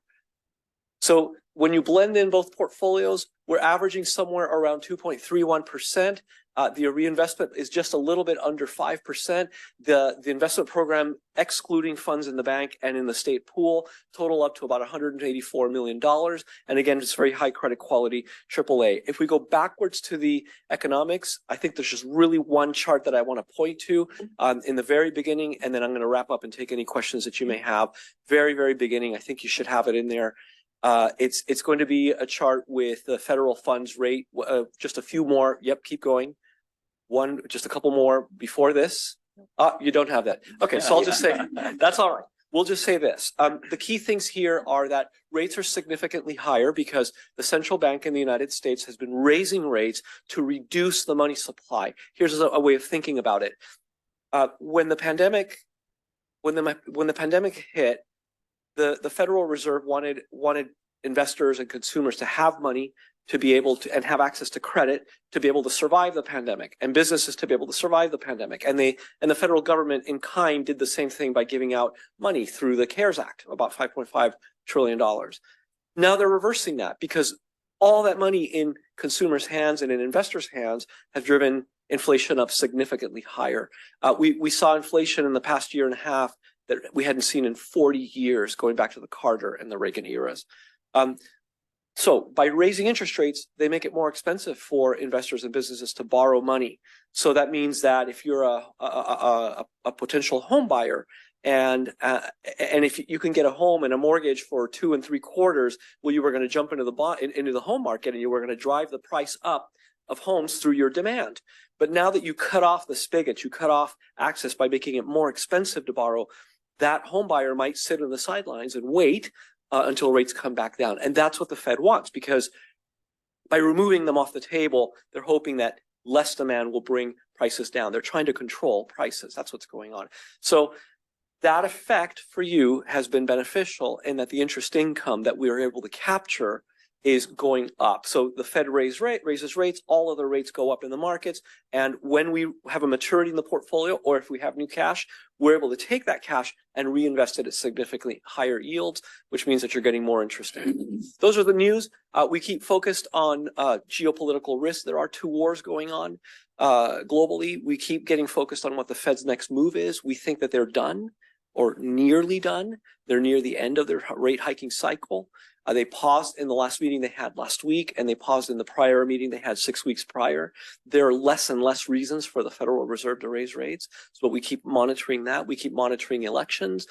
Fiscal policy might take a change, and we don't know what that might mean. But overall, the portfolio is designed for safety and liquidity. It is performing as designed. This continues to be a collaborative effort between Chandler Asset Management and the district staff. They have their hands in this process. They give us directives based on what the financial needs of the agency are, and we pivot accordingly to be able to meet them. That's what I have for you tonight, and I'd like to answer any questions you may have.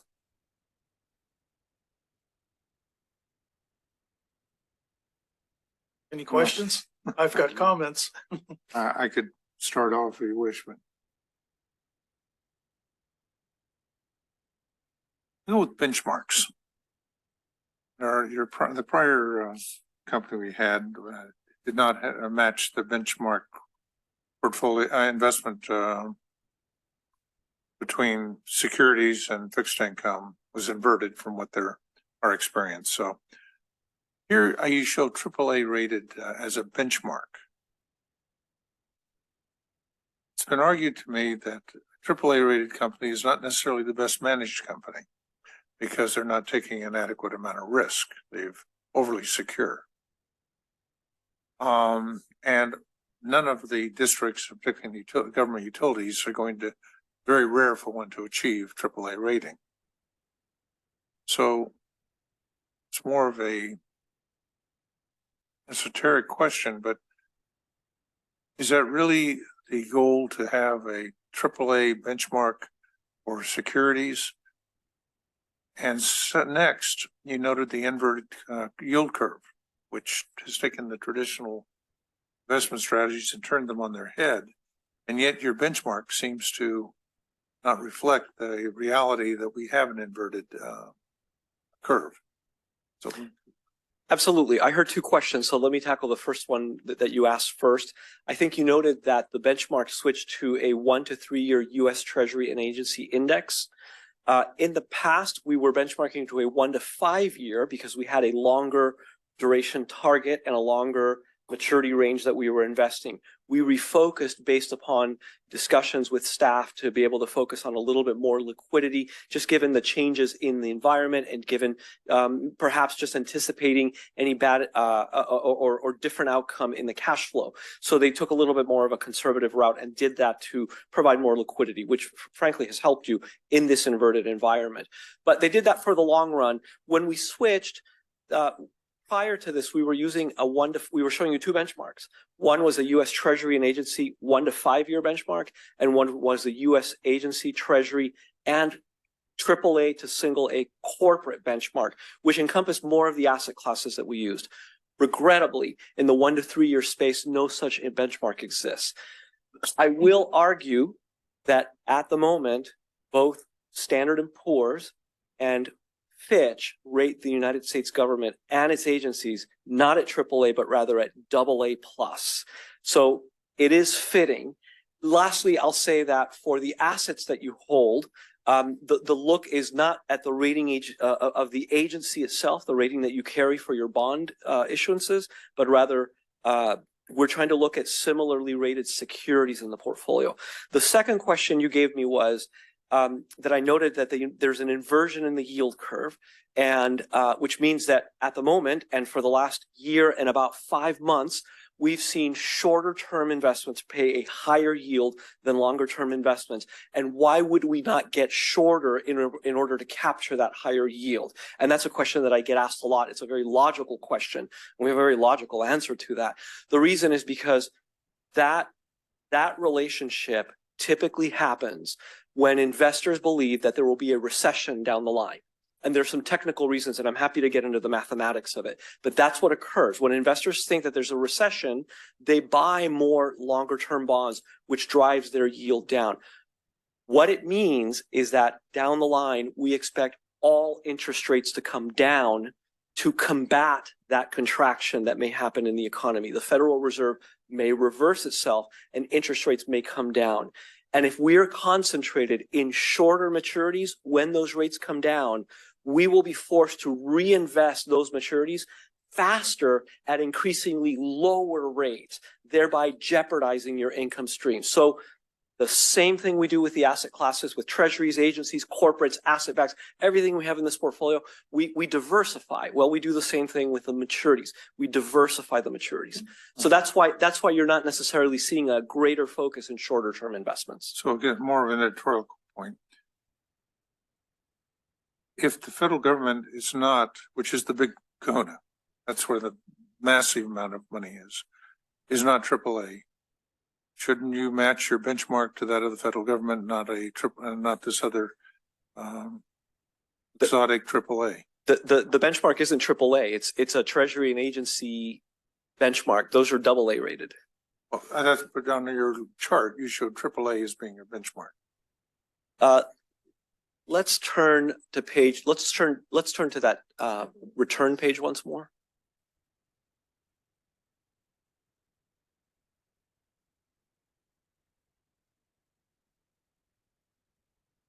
Right there. Actually, that's for the long one, but that'll work too.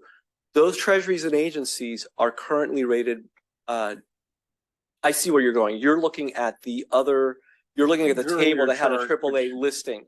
That's because that listing is coming from Fitch. That's the only rating agency that rates them at AAA. Both Standard & Poor's and Moody's rates the U.S. government at AA+ with a negative outlook, unfortunately. Okay, so, all right, it's not significant for any decision-making basis, but it just struck me as an editorial issue. Thank you. Absolutely. I'm just going to say thank you for your effort on behalf of the agency, and thank you for the great and easy to understand explanations. I actually got it. Absolutely. No questions from my end. I'll just point out one thing that you mentioned, that the portfolio is performing as designed. And I think that's one of the key things that I'm looking for. And so I appreciate the presentation and the update on how we're doing. Thank you for the update and thank you for putting it the way you did. I think I got it too. Okay, good. Okay, I might need some help here from Mr. Wunderlich, but we had information presented from our auditors about the amount of cash that we have to service our debt, everything else. You saw that presentation. So just so it's clear to everybody here and our audience, which may be listening at home, you are talking about our investment portfolio that is in different grades of corporate and government bonds and everything. But the important thing, as you said, was liquidity for the district. And I know Mr. Wunderlich pays a lot of attention to that. And so we have a good portion of our cash in camp and LAIF, and I think camp is running over 5% right now. Yeah, so we do use I believe it's California Asset Management Program, CAMP. And yeah, they are over 5%. They adjust very quickly to changes in interest rates. And so that's where we're storing most of our money that's not invested with Chandler. Right. And the camp and LAIF rates just, I think 3 years ago were less than 1%, so we're getting a dramatically higher rate of return. I share some of Director Weed's thoughts about AAA rated corporate agencies, not necessarily government grade. But in the corporate world, as I've noted, there are only about 4 companies in the S&P 500 that actually have a AAA rating. Apple doesn't have a AAA rating. And I know from being at senior levels in business in Silicon Valley that you make judicious decisions to take as much cash from the market when interest rates are really, really low. And coming up through product management, I would always have to run my financials and calculate what is the internal rate of return on every dollar that I'm asking the senior management to invest in my product line. And if I can show that the cost of money is 4%, but I'm getting an internal rate of return of 12%, well, that makes it really tempting to go out and borrow money instead of spending your own available cash, because after inflation, you're getting a really good deal. And that's where we were in the housing market when, we had mortgage rates that even got as low as 2% on a 15-year mortgage, right? That's free money. So I just want to remind everybody, we've got 2 sets pools of money here that we're dealing with, and liquidity is really important, and we're getting very high rates of return right now. And then the last thing is when I started on the board and was serving with Director Weed on the Finance Committee, we didn't have any benchmarks that we were using.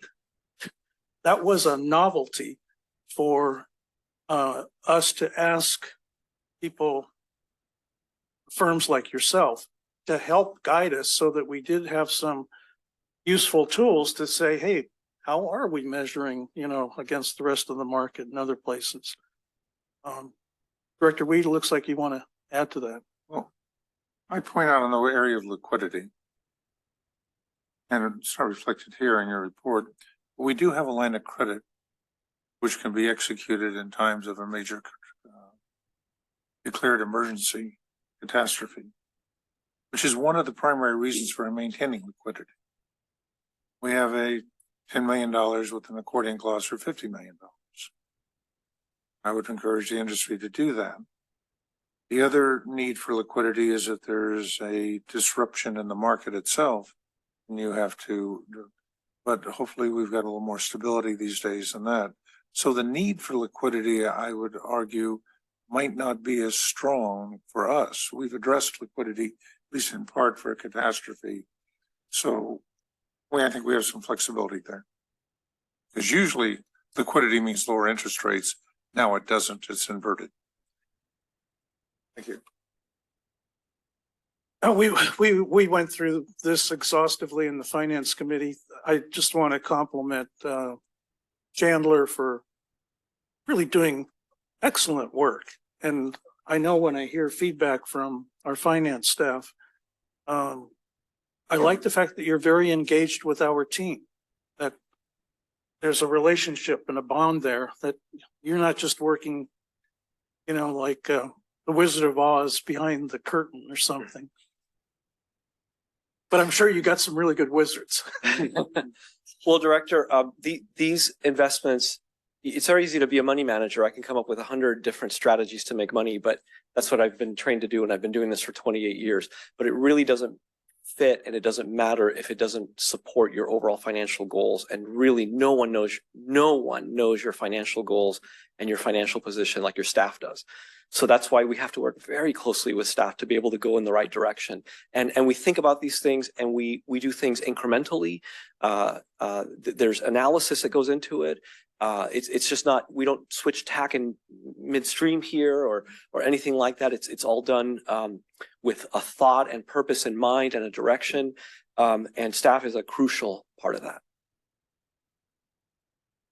Well, thank you very much. We don't need to approve anything here. We're just accepting the report. Just a presentation. Thank you, Mr. Oblides. Thank you, directors. It's a delight to see you. I just want to point out, I scared even one more person off. You're a brave soul. Thank you. That was the reporter. He couldn't take any more. Megan is resilient. It's tough to scare her away. All right. So we will now go to general manager's reports. Thank you, President Sethy. We do have a few brief items. We do have a long meeting ahead of us still with some closed session items, but just briefly, Ms. Heides wanted to proactively answer any questions you may have driving around Mission Boulevard around Rubber Dam number 3. So Ms. Heides. Okay, thank you, Mr. Stevenson. So we know you may have some questions or have seen some activity out there. So I wanted to provide a quick status update on Rubber Dam number 3. As you're aware, it's sustained significant damage in the large storms this past year, and our project engineering team developed a plan to do repairs, but we were awaiting permits to actually be able to get into the creek and make repairs. As you're aware, typically once October comes and storms start to arrive, we can no longer really get in the creek. So we weren't sure we were going to be able to do the repairs this year, but we got late breaking news in late October that one permit came in, and we were going to be receiving the last couple over the next couple of days. So in the very last week of October, our engineering team sprung into action and worked with the manufacturer and got a patch onto the rubber dam, which was great. Our water supply team was working closely with them and monitoring the dam after the patch was installed to do pressure testing and such for a few days during the week of October 30th. And then unfortunately on October 4th, the dam lost pressure, and it turns out the patch is still intact. So that's the good news. But another leak was discovered. So in the meantime, the project engineering team has sprung into action again and worked with the manufacturer to get all the materials expedited here on site that were needed for the additional repair. And my understanding is work was going to be occurring today through the weekend. So we're hoping that that is effective and we can get back into business. So, and Mr. Awoke, we're super appreciative to his team and all the work out there. This has been quite a journey to just get the permits unexpectedly at the 11th hour and be able to kind of get the repairs going. So, Well, with a major atmospheric river coming in next week, as expected, every hour is very important right now to get that thing functional. yes, it is. If I may make a question and some comments. My understanding is that this storm in early January caused sediment, which took out rubber dam number 3. When rubber dam number 3 is out, the fish ladders do not function. We're not able to get fish beyond rubber dam number 3. Rubber dam number 1 was built at a lower level than the prior dams, so water did not get up even to the left a gap when we got to the concrete base. You were able to later in the summer increase the inflation of rubber dam number 1 and marginally, but we didn't have a functioning. The $90 million fish ladders were not functioning from January until late October. The reason we were not able to get it operational, and it took I believe about 4 hours to remove the debris, and was that we were not getting permits. San Joaquin Valley got a waiver on permits. We did not in Alameda County. So for 10 months, we're waiting on the Regional Water Quality Control Board to process a permit in order to allow our $90 million fish ladders to operate. When we got that, and then they they had a deadline of October 15th with the ability to extend it to October 30th.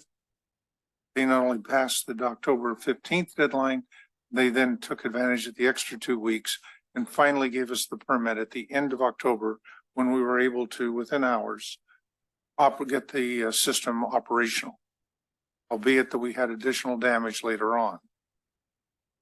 But my point being that we learned something, and as we go forward with the integrated resources plan, get out of open channel conveyance, put the water in a pipe, Niles Canyon Aqueduct, and let us take rubber dam number 1 and number 2 out of service entirely.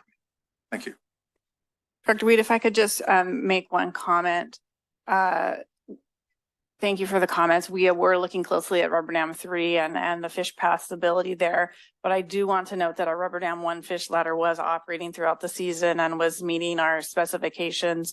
We were just in the process of turning in our annual report to NIMS with some great news in that report. So we were able to operate that one throughout the year. I just want to be clear on that. But they couldn't get to they could not get into the watershed without rubber dam number 3 functioning. So we were taking a look at that possibility and getting some advice from our fisheries biologist on that. And that's something that if we go into the next year without the dam, we have figured out a way to make that for sure passable for the fish. And the entire holdup was a permitting process. Yeah, we just wanted to provide that report under GM reports, not really on the agenda. So we don't want to do too much in-depth discussion. We'll continue to keep the board apprised as to what's going on out there. But thanks, Ms. Heides. Mr. Awoke also has some good news. The board recently approved contracts related to construction of our PFAS treatment facility. And we got a next step announcement from Mr. Awoke. Thank you, Mr. Stevenson. And yes, as Mr. Stevenson alluded to, the board last month approved a construction contract for the PFAS treatment, the groundwater treatment facility project.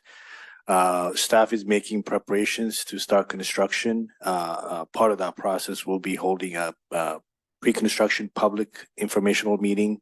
I just wanted to share with the board that we will have that meeting on Thursday next week, the 16th at 6:30 p.m.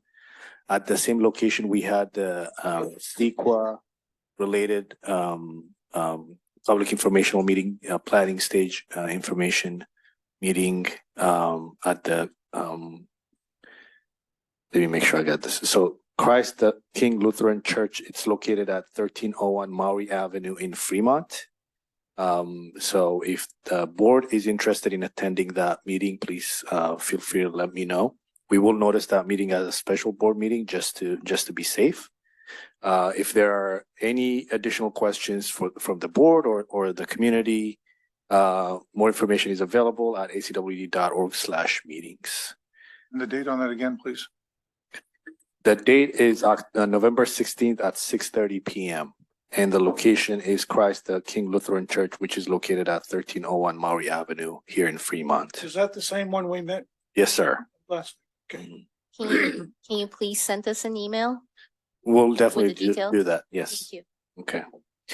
Similarly, if you're writing down, taking notes, we also have another public meeting that's being planned for December 7th, 2023 at 6 p.m. This is for the Driscoll Road Main Renewal Project. Again, another project. The construction contract was approved by the board last month.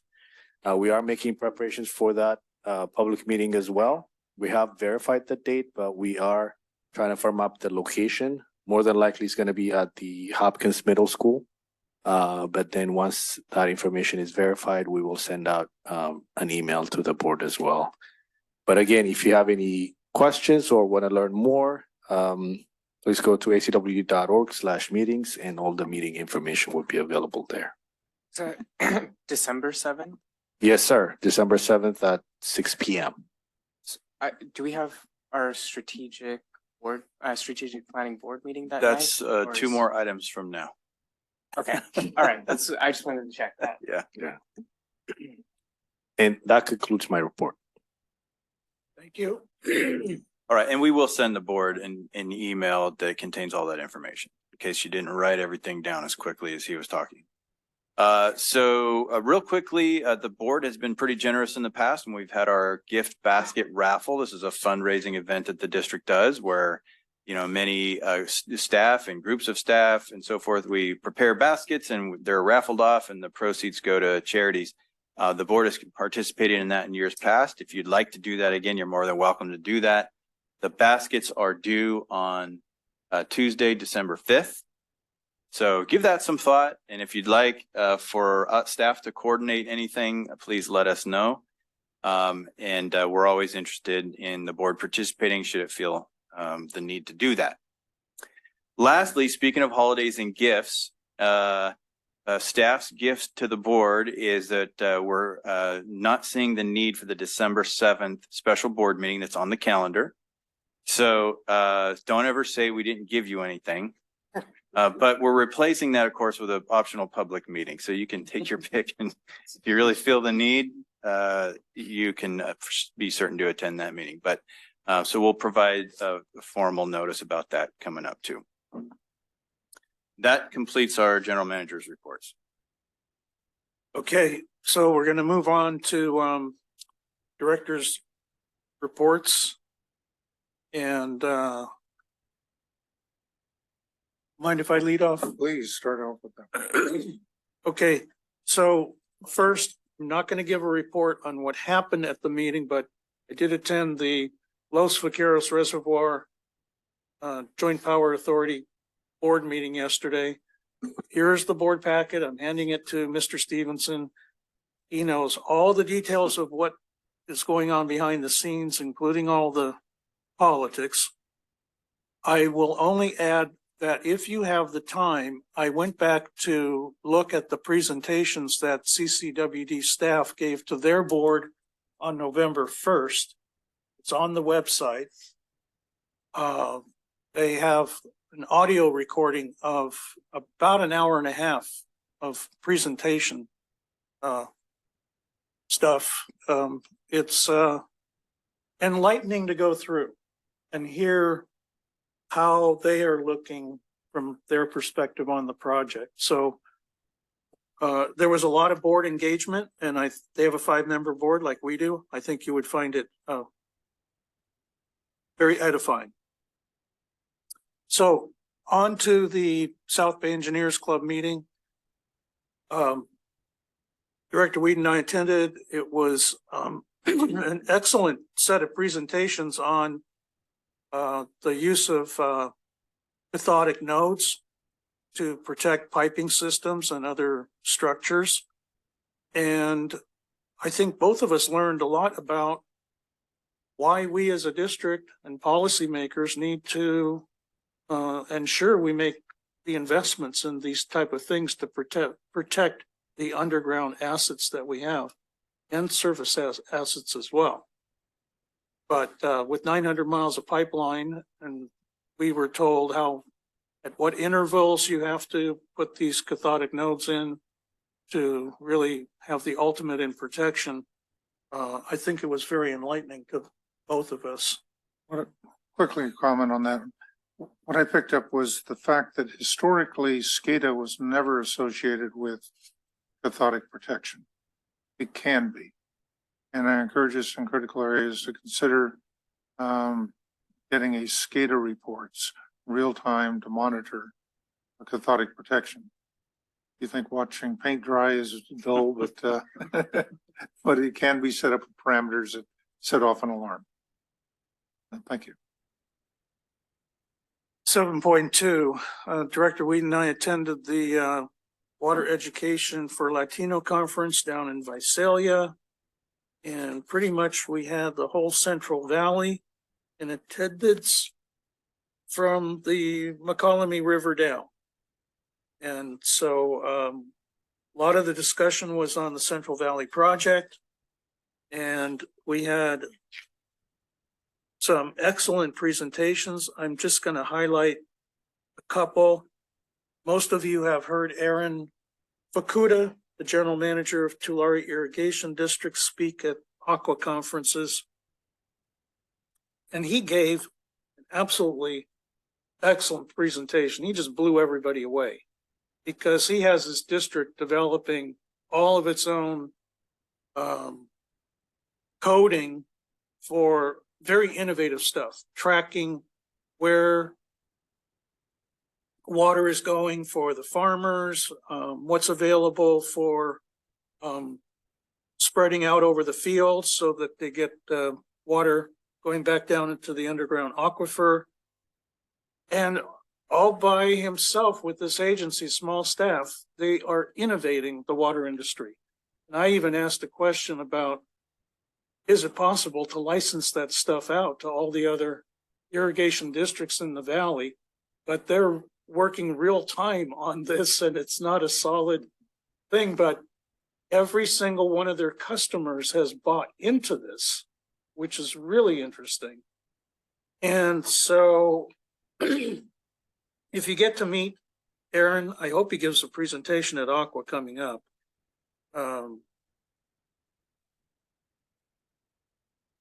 Dynamite presentation. So the other thing that I'm going to pass out here was, see, John and I went down to Visalia on a mission. We circulated the Aqua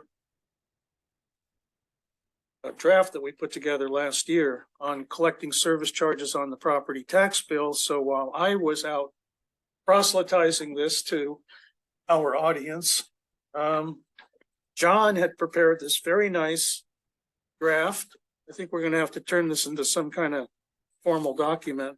Proposals for equity by public water utilities. And folks really appreciated the fact that we came with handouts to help teach people. I could follow up on the well comment. What I found interesting, particularly from the presentations by the districts, is that my takeaway is that Sigma is creating a water market where water conservation, so the individuals are realizing that they have an asset and a value that is independent to each well and proper parcel. And to maximize the value is a mechanism for getting involvement in water conservation and participation. So it had been ignored for years by many people, but now we're engaging them. Although it's my belief that in the future we'll find that urban water utility districts will find it advantageous to actually acquire large parcels of land in the San Joaquin Delta, in the San Joaquin Valley, in order to obtain the water rights. Irvine Ranch has begun that process. It'll become a much larger Owens Valley. Thank you. I just have two more comments. One of the presentations was on the fallowing of land and repurposing of cropland. And there's a lot of talk in the Latino communities and other minority groups that work in the farm industry. What happens to our jobs? What happens to our local economies when we no longer have something sustainable? So it's really interesting to see how almost the entire Central Valley, all the elected leaders, city councils, supervisors, water districts, they're all collectively working together with industry groups to figure out the multi-benefit crop repurposing that generates new income. And I think that this is, the future of the valley, and it's saving water on one hand for the entire state. You can keep these if you wish. And I think that if you take the time to study this, I wanted to give one to the general manager, staff. I've said this before, I'm going to say it again. John and I were there close to the inception of WELL a dozen years ago. We're honorary Latino leaders in California because we represent a substantial part of the Latino community here, Hispanic community in our service area. We're always treated really well as non-Latinos. But what I'm really impressed about, I told this to John on the way back, we are looking at the future generation that will be running our state legislature. These are some of the brightest young people you can imagine that are already at the level of assembly person, or I'm sorry, supervisor, council member, director of a water district. This water program, which they run to help educate people in their communities about water issues, makes them extremely versatile in conversation. These people really understand. If you've gone through the WELL program for leaders, water leaders, and you've gone through the water education program for water leaders, which many of them have done the same thing, they now have a core constituency of future legislators that for the first time in California will have a really substantive, deep knowledge of water policy issues across the board. It's amazing to me. I told John, I'm so impressed with the fact that you can have a conversation with young people in their 20s, early 30s, and really they understand the bills that are going through the legislature. They're tracking things. They're knowledgeable, and they're trying to teach their communities. It's really impressive. The next conference is going to be in San Jose, I believe in April. I would encourage people to attend. It's you will be networking with the future generation running this state. That's my take on it. And I'm excited for all these young people. So next is Director Weed on the CSDA conference. CSDA had their leadership academy. They had the newbies and a 3-day session, and some of us who've been around for a while on a 2-day session. Number of different presentations. It's probably best just to pick a nugget or two out of every conference because there's so much that gets involved in different things. But they had a presentation on social media and the ability of public agencies to get a .gov.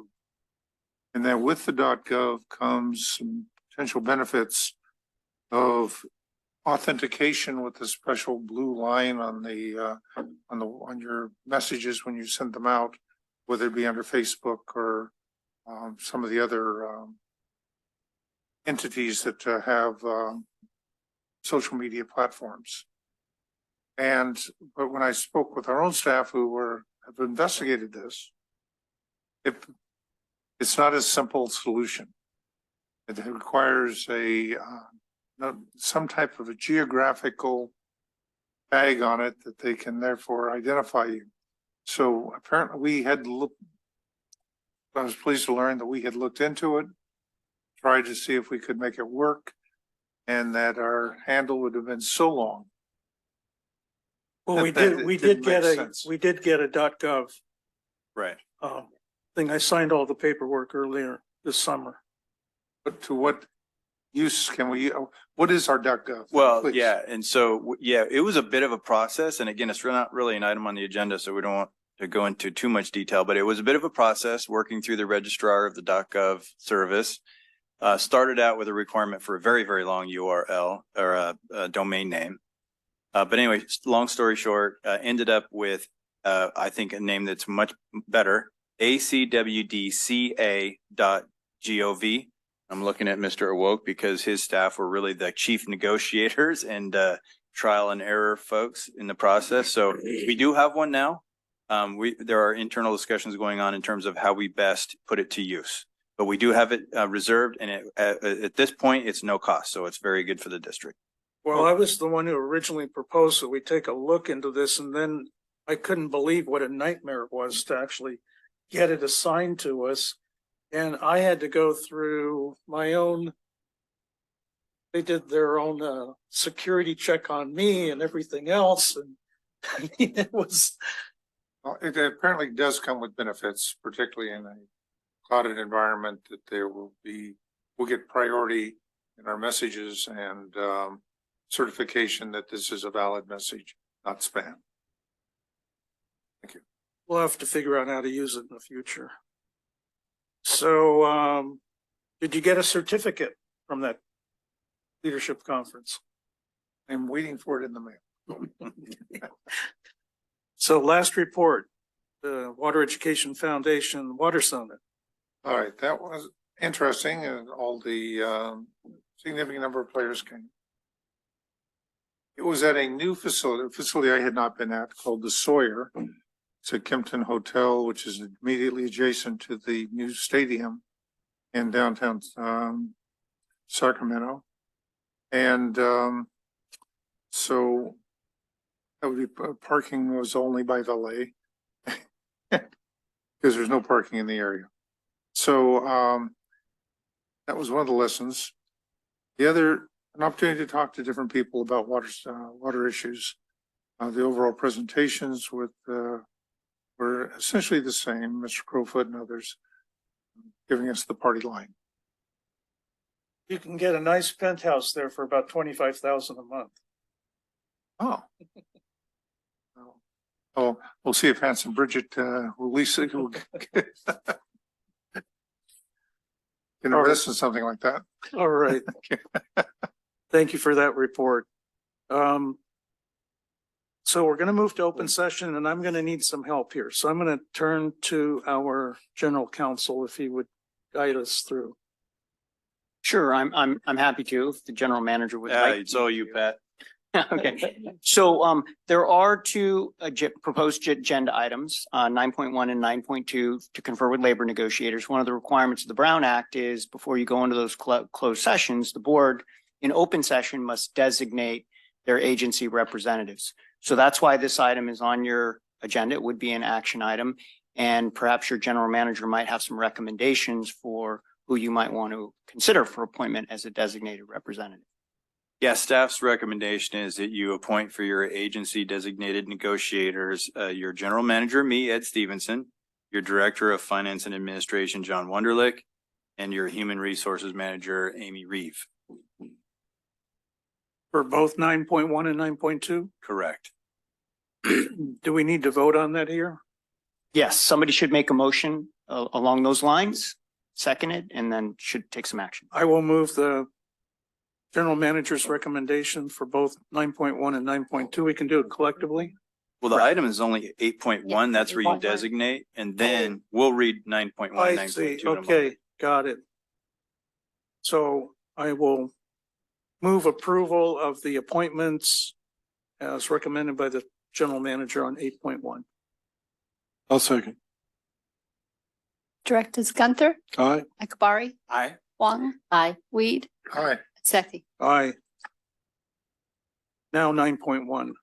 And I'd be happy to take you into closed session if you'd like. So the board is going to convene into closed session for 4 closed sessions tonight. First one is 9.1 pursuant to California Government Code Section 54957.6. Conference with labor negotiators, agency designated negotiators are Ed Stevenson, John Wunderlich, Amy Reeve.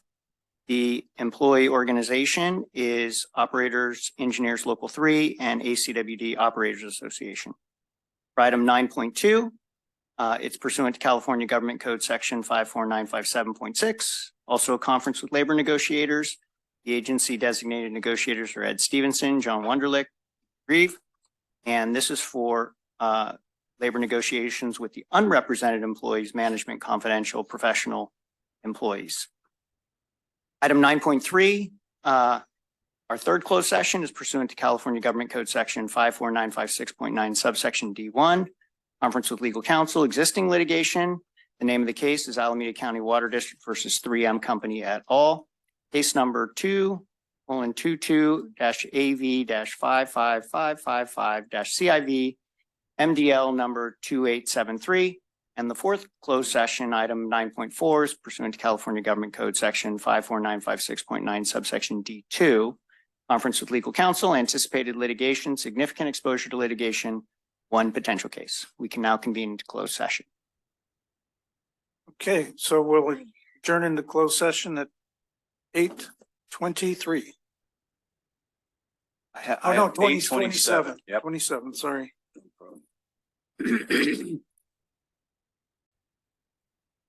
Recording in progress. Okay, so we are resuming the meeting I have 10:37. at 10:37. And we are returning from closed door session.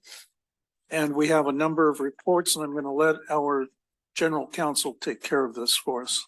Great, and I'm happy to provide the open session reports for our 4 closed session items.